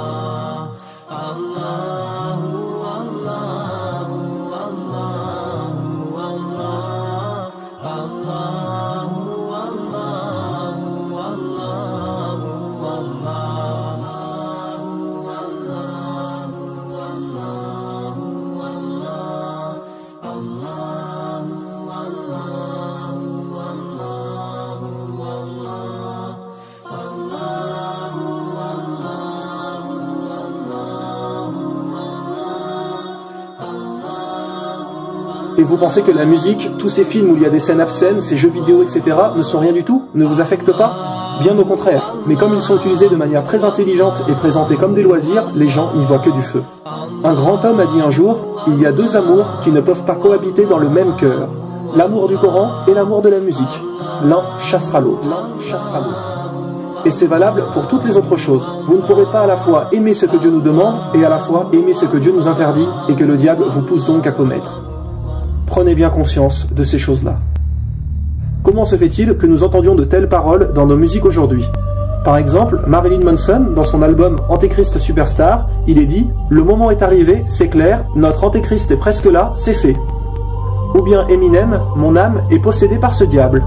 Ou bien encore John Lennon « Je sais que les Beatles connaîtront le succès comme aucun groupe ne l'a encore connu, je le sais très bien, car pour ce succès, j'ai vendu mon âme au diable ». Nous ne perdrons pas plus de temps à énoncer d'autres exemples, mais ce n'est pas difficile à comprendre quand on écoute les paroles ou regardons les clips de tous ces chanteurs et chanteuses comme Rihanna, Lady Gaga, Jay-Z, etc. Comment se fait-il que les jeunes qui entendent ces paroles les chantent et les répètent? Car en réalité dans leur tête, ils ne réfléchissent pas et répètent tout bêtement. Donc forcément, dès que de vraies paroles arrivent, comme des paroles importantes et en l'occurrence les versets du Coran, ils font comme une allergie à ça, comme si ils ne supportaient pas. Parce qu'en fait leur cœur est imprégné de choses mauvaises. Vous savez mes frères et sœurs, le cœur est comme une éponge, il absorbe ce qu'il a autour de lui.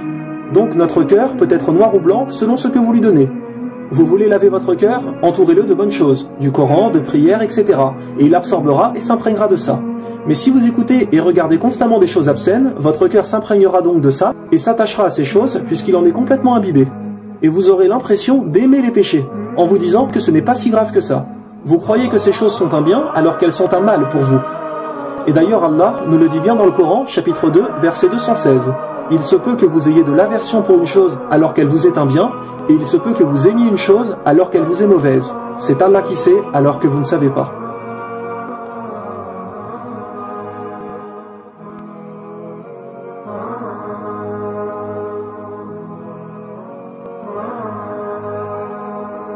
Mais se lever avec de la musique et se coucher avec, ça, mes frères et sœurs, ce n'est pas ça qui va vous aider. Ce n'est pas ça qui va vous aider. Ce n'est pas ça qui va vous aider. Regardez ceux qui écoutent pendant 1 heure de la musique. La tête qui plane à moitié en écoutant cela. Et puis juste après, ils vont faire leur prière. Leur cerveau est complètement ailleurs et a encore le son dans la tête. Comment voulez-vous vous concentrer après? Parfois, on voit des musulmans ou musulmanes qui sont dans la rue et récitent les versets du Coran car leur cœur en est imprégné. Et d'autres chantent les paroles de musique. Votre cœur ne peut pas complètement se dévouer à l'un si l'autre est constamment présent. Que voulez-vous que votre langue répète sans cesse, le Coran ou la musique? Parce que si votre tête est sans cesse tournée vers la musique, inconsciemment, vous chanterez toujours des paroles de musique. Et tout le monde sait que c'est vrai.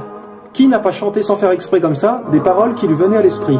Si vous voulez vous dévouer sincèrement et complètement à l'islam, il ne faut pas que votre tête soit remplie de musique. Il y a des choses, mes frères et sœurs, qui ne peuvent pas vraiment coexister. Aujourd'hui, nous voyons des musulmans qui disent que si, la musique est autorisée. Certaines personnes autorisent la musique et disent que non, ce n'est pas interdit. Et cela nous prouve une fois de plus la véracité des paroles de notre prophète, sallallahu alayhi wa sallam, qui a dit que des musulmans rendront licites certaines choses, comme l'adultère, l'alcool, les instruments de musique, etc.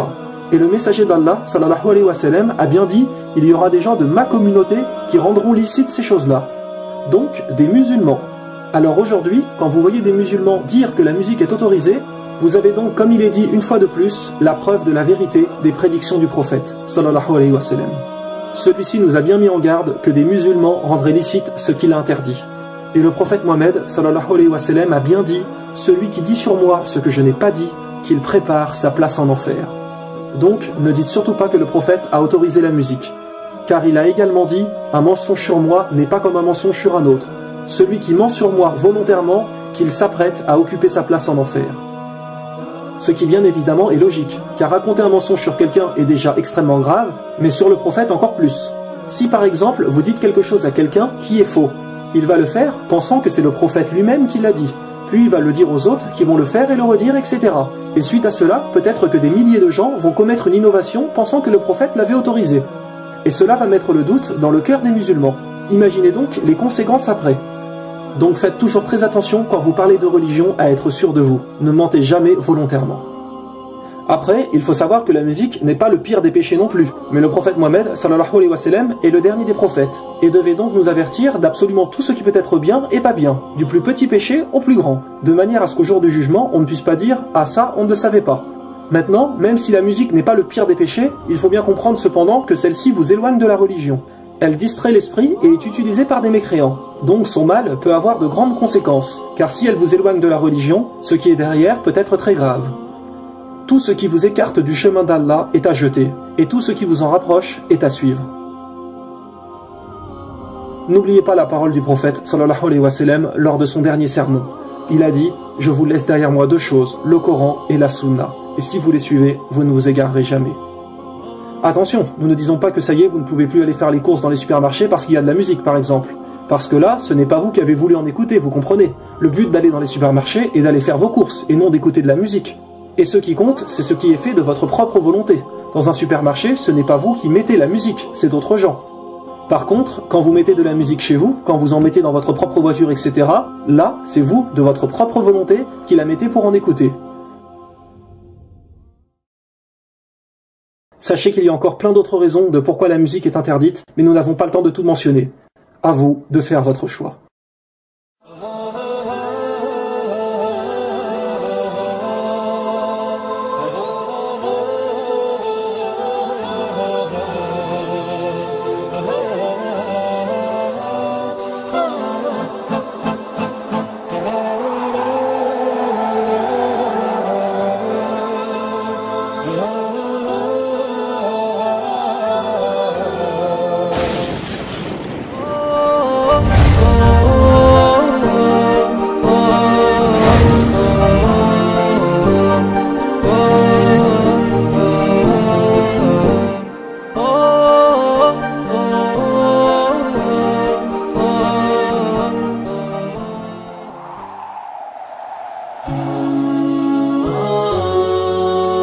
Salam alaikum à tous. Il est de notre devoir, en tant que musulmans, d'expliquer aux gens la vérité de ce monde. Il est de notre devoir, en tant que musulmans, d'aider nos proches, de leur expliquer qu'ils vivent dans un monde qui est une tromperie, où tout a été bien ficelé pour que les gens n'ont plus qu'une chose en tête, assouvir leurs désirs, tels des esclaves de leurs envies. La morale s'efface, la pudeur a disparu, la raison ne s'utilise presque plus, la pornographie devient banale. Nous voyons des affiches de femmes en sous-vêtements pour des pubs partout, des scènes de sexe dans tous les films. Trouver un site pornographique est aujourd'hui d'une facilité incroyable. Tout ceci de manière à ce que les gens agissent tels des enfants. Les enfants ne réfléchissent pas aux conséquences quand ils font quelque chose. Ce sont à la base les parents qui les éduquent, qui leur disent « Non, ça c'est pas bien, ne va pas là-bas, etc. » Eh bien aujourd'hui, ils nous prennent tous pour des enfants, en faisant en sorte que les gens ne pensent qu'à assouvir leurs désirs sans utiliser vraiment leur réflexion. Un exemple, il est marqué « Fumez-tu » sur les paquets de cigarettes. Non, il est bien carrément marqué « Fumez-tu ». Et pourtant, rien qu'en France, environ un tiers de la population fume. Nous savons tous que manger dans les fast-foods, tels que McDonald's, détruisent la santé. Mais environ la moitié de la population y mange fréquemment. Et après cela, énormément de gens attrapent des cancers. Les statistiques le disent que depuis maintenant plusieurs années, un enfant sur deux plus tard dans sa vie aura un cancer. Ce sont les études des médecins qui le disent. Comment voulez-vous qu'un être humain reste en bonne santé toute sa vie si celui-ci fume, boit, mange dans les fast-foods, mange des sandwichs, des plats constamment cuisinés en boîte? Et c'est ce que nous expliquons. Les gens ne veulent qu'assouvir leurs désirs sur le moment sans penser aux conséquences qu'il y a derrière. Et mes frères et sœurs, il y a quelque chose de bien plus grave en termes d'actes qui a des conséquences. C'est vos actes ici-bas. Nous agissons sans penser aux conséquences qu'il y aura dans l'au-delà. Et ces conséquences seront peut-être bien plus graves qu'un cancer. Un cancer n'est rien à côté de l'enfer. À chaque chose que vous commettez, faites comme si d'un côté de vous, il y avait le paradis et de l'autre l'enfer. À chaque acte, dites-vous, si je fais cela, est-ce que c'est quelque chose qui me guidera vers le paradis ou bien vers l'enfer? Et si c'est vers l'enfer, abandonnez ce projet sans hésiter une seule seconde. Peu importe que cet acte vous faisiez envie ou non, peu importe que vos amis soient déçus de votre choix, au jour du jugement, vous serez seul, c'est vous qui rendrez vos comptes. Donc expliquez à vos proches vos choix, expliquez l'islam à ceux qui ne savent pas, et toujours d'une manière calme et polie. Ce ne doit pas être un débat, on invite les gens à l'islam, on ne les force pas. On n'est pas là à leur dire « Mais c'est vrai, tu es bête ou quoi, tu comprends rien, tu vas aller croupir en enfer ?» Non, quand vous invitez quelqu'un à manger, vous ne lui dites pas « Tu as intérêt à venir manger chez moi, sinon je te démolis. » Non, on est toujours agréable, on souhaite l'accueillir chez nous. Eh bien l'islam c'est pareil, on les invite à l'islam, on souhaite qu'Allah les accueille avec nous dans son paradis. Toujours être agréable et souriant avec les autres. Après, beaucoup de gens ont encore cette excuse qui est « Oui, mais alors pourquoi il y a autant de maladies sur Terre? Pourquoi il y a des enfants qui naissent handicapés? Ils n'ont rien fait de mal, rien demandé à personne, et ils naissent handicapés. Pourquoi il y a des aveugles, etc. C'est injuste ?» Eh bien mes frères et sœurs, voici les réponses. Voici pourquoi il y a des handicaps et maladies. Voici pourquoi il y a des handicaps et maladies. Voici pourquoi il y a des handicaps et maladies.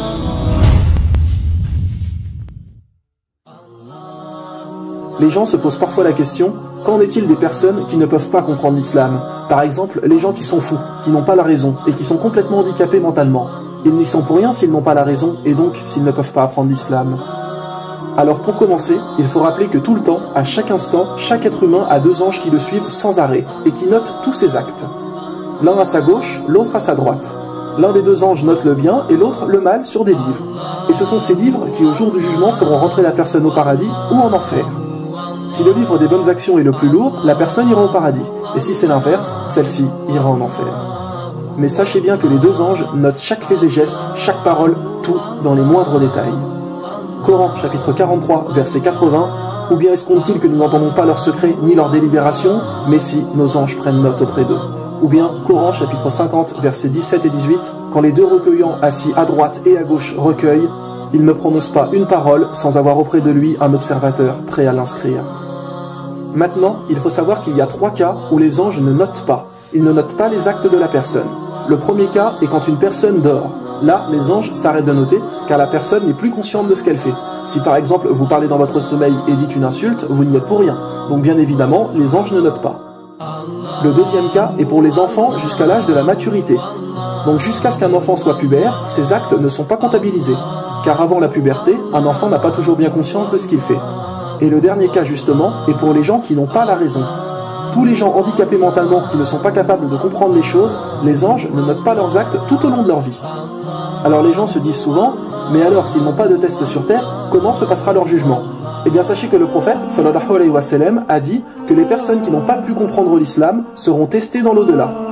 Allah leur donnera un test là-haut, et c'est en fonction de ça qu'ils iront au paradis ou en enfer. C'est idem pour les enfants qui pourraient mourir avant la puberté. Toutes les personnes qui ne sont pas testées sur terre seront testées là-haut. Alors les gens pourraient également demander, oui, mais alors pourquoi sont-ils sur terre s'ils ne sont pas testés ici-bas? Pourquoi Dieu les a créés? Eh bien mes frères et sœurs, ils sont là pour nous rappeler justement la chance que nous avons d'être en bonne santé, pour que nous prenions conscience de ce que Allah nous offre constamment. Si tout le monde était en bonne santé constamment, cela semblerait normal et personne ne serait reconnaissant. Il faut de la différence pour pouvoir comprendre la chance que nous avons. Car c'est ce que Allah nous donne qui est le plus beau. Regardez, malgré tous les désirs que nous voulons, belle voiture, belle maison, etc. Lorsqu'on est malade, couché au lit avec 42 fièvres, on se fiche de tout. La seule chose qui nous importe sur le moment, c'est de guérir. Quand vous êtes à l'hôpital pour vous soigner d'un cancer, il n'y a plus qu'une chose qui vous obsède, c'est de guérir. Et c'est pour cela qu'Allah laisse courir les maladies, etc. Pour que vous soyez un peu reconnaissant des bienfaits qu'il vous accorde. Il y a 86 400 secondes dans une journée. En utilisez-vous au moins une pour remercier Allah d'être en bonne santé? Mes frères et sœurs, on ne doit pas faire des invocations que quand tout va mal. Et quand tout va bien, on oublie notre Créateur. La vraie foi, c'est de penser à Allah et de le remercier aussi quand tout va bien. Mais malheureusement, beaucoup de gens l'oublient. Saviez-vous également que les maladies font perdre des péchés aux musulmans? Il y a par exemple certains péchés qui ne s'effacent uniquement que par la fièvre. Quand Allah veut vous effacer des péchés, il va peut-être vous faire tomber malade. Allah préfère bien évidemment nous punir ici-bas que dans l'au-delà. Car croyez-moi, la punition de l'au-delà sera bien pire. Tomber malade, mes frères et sœurs, est bien souvent une miséricorde d'Allah pour nous effacer nos péchés. Car il vaut vraiment mieux expier les péchés ici-bas que dans l'au-delà. Très souvent, beaucoup de musulmans se rassurent quand ils sont malades, car ils se disent qu'Allah leur efface des péchés. Sachez bien que celui qui ne tombe jamais malade et qui ne lui arrive jamais rien de mal a de quoi se poser des questions. Car le prophète sallallahu alayhi wa sallam nous a bien fait comprendre qu'à chaque fois qu'un mal touche un musulman, ne serait-ce que se piquer avec une épine, Allah lui absout des péchés. Sachez que parfois également, Allah veut guider des gens à travers une maladie ou un handicap. Nous connaissons énormément de monde et peut-être que vous qui regardez cette vidéo allez vous reconnaître.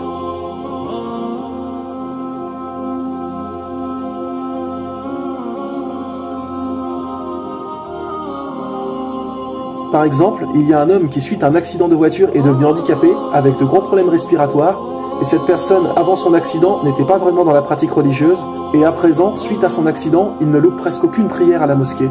Souvent des gens qui vont frôler la mort vont se rapprocher de la religion.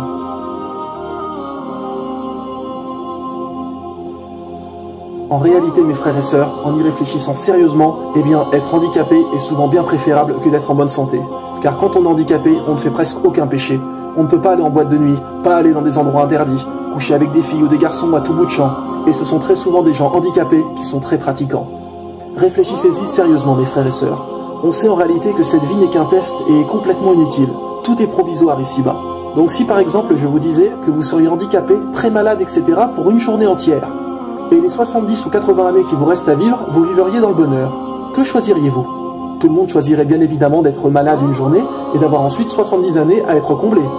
Eh bien c'est exactement pareil ici-bas. Une courte vie sur terre en difficulté et pouvoir avoir le paradis éternel après. Nous ne disons pas du tout qu'il faut être handicapé ou malade. Nous disons simplement que quelque part, parfois, ça peut être une chance, car cela va vous rapprocher de la religion et va peut-être vous faire accéder au meilleur niveau du paradis. Donc, ce n'est pas du tout injuste d'être handicapé, car cela va être une intercession en votre faveur le jour du jugement. Maintenant, bien évidemment, il n'y a rien de mieux que quelqu'un de non handicapé qui est ferme dans sa pratique religieuse, mais c'est bien souvent beaucoup plus difficile. Mais sachez bien une chose, mes frères et sœurs, un malheur qui nous rapproche d'Allah est meilleur qu'un bonheur qui nous le fait oublier. Meilleur qu'un bonheur qui nous le fait oublier. Meilleur qu'un bonheur qui nous le fait oublier. On a demandé à un enfant musulman aveugle si on lui donnait le pouvoir de retrouver la vue, est-ce qu'il accepterait? Et il a répondu non, car j'espère que mon handicap sera une intercession en ma faveur au jour du jugement. Ça, mes frères et sœurs, ce sont des gens qui ont une vraie foi intense dans leur cœur. Car quand on est vraiment pieux, on sait ce qui nous attend là-haut, et donc on n'est pas intéressé par les biens de cette vie. Rappelez-vous que le prophète sallallahu alayhi wa sallam décéda avec juste une tunique. La seule chose qu'il possédait était la tunique qu'il portait sur lui. Il donnait tout ce qu'il avait. Et quand on lui avait proposé tous les biens qu'il voulait, toutes les femmes qu'il aurait désirées, le pouvoir, etc., en échange qu'il arrête de transmettre son message, il a refusé. Il ne voulait rien, car il savait très bien ce qui l'attendait dans l'au-delà. Il savait très bien que les délices du paradis l'attendaient. Le prophète sallallahu alayhi wa sallam disait « Les biens de cette vie d'ici-bas ne sont pas pour moi ». Mais comprenez pourquoi il y a des gens handicapés ou pourquoi il y a des maladies sur terre. Cela est là pour nous rappeler la chance que nous avons, pour nous rapprocher de l'islam et également pour nous faire perdre des péchés.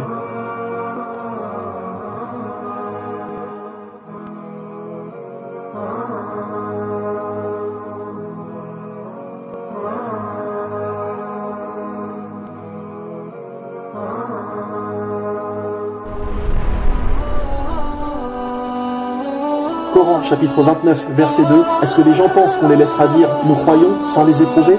Certes, nous avons éprouvé ceux qui ont vécu avant eux, ainsi Allah connaît ceux qui disent la vérité et ceux qui mentent. Regardez à quel point le temps passe vite. Ne nous attachons pas à cette vie. Tout se dégrade et se perd. Allah nous dit bien que tout dans cette vie est éphémère. Tout finit un jour par faner et mourir, comme une fleur. Nous sommes à un moment de notre vie, beaux et jeunes, mais nous finirons tous par vieillir et mourir. Tout finit par passer ici-bas. Allah a dit qu'une fois que nous serons là-haut, tous les êtres humains auront eu l'impression d'avoir passé juste une journée sur terre, tellement le temps aura passé vite. Donc donnez-vous au maximum pour être pieux, et pensez toujours à remercier Allah de la chance que nous avons d'être en bonne santé et de tous les biens que nous possédons, car il faudra rendre des comptes de tout ça là-haut. Saviez-vous que les pauvres seront les premiers à rentrer au paradis, car eux n'auront pas de compte à rendre à propos de l'argent. Nous, il nous sera demandé comment avons-nous gagné notre argent, de manière licite ou illicite, et comment l'avons-nous dépensé. L'avons-nous dépensé dans des bêtises? Avons-nous aidé ne serait-ce qu'un tout petit peu ceux qui sont dans le besoin? Les riches ingrats, etc. pensent avoir de la chance? Croyez-moi, dans l'au-delà, les choses seront bien différentes. Donc pour tout bien que vous possédez, pensez à être reconnaissant envers Allah. Et pensez toujours à être partageur avec les autres. Ne soyez pas avare. Sachez donc aussi que parfois Allah peut vous causer un mal pour vous tester, pour voir si malgré qu'il vous arrive du mal, est-ce que vous restez pieux? Ou est-ce que cela va vous toucher, vous énerver et vous faire abandonner la religion? Comme il est répété à maintes fois, cette vie est un test. C'est à nous d'être patients et d'accepter ce qu'Allah a choisi pour nous. Allah dit bien dans le Coran, chapitre 21, verset 35, « Nous vous éprouverons par le mal et par le bien à titre de tentation, et c'est à nous que vous serez ramenés. » Rappelez-vous bien, mes frères et sœurs, un malheur qui vous rapproche d'Allah est meilleur qu'un bonheur qui vous le fait oublier. Meilleur qu'un bonheur qui vous le fait oublier.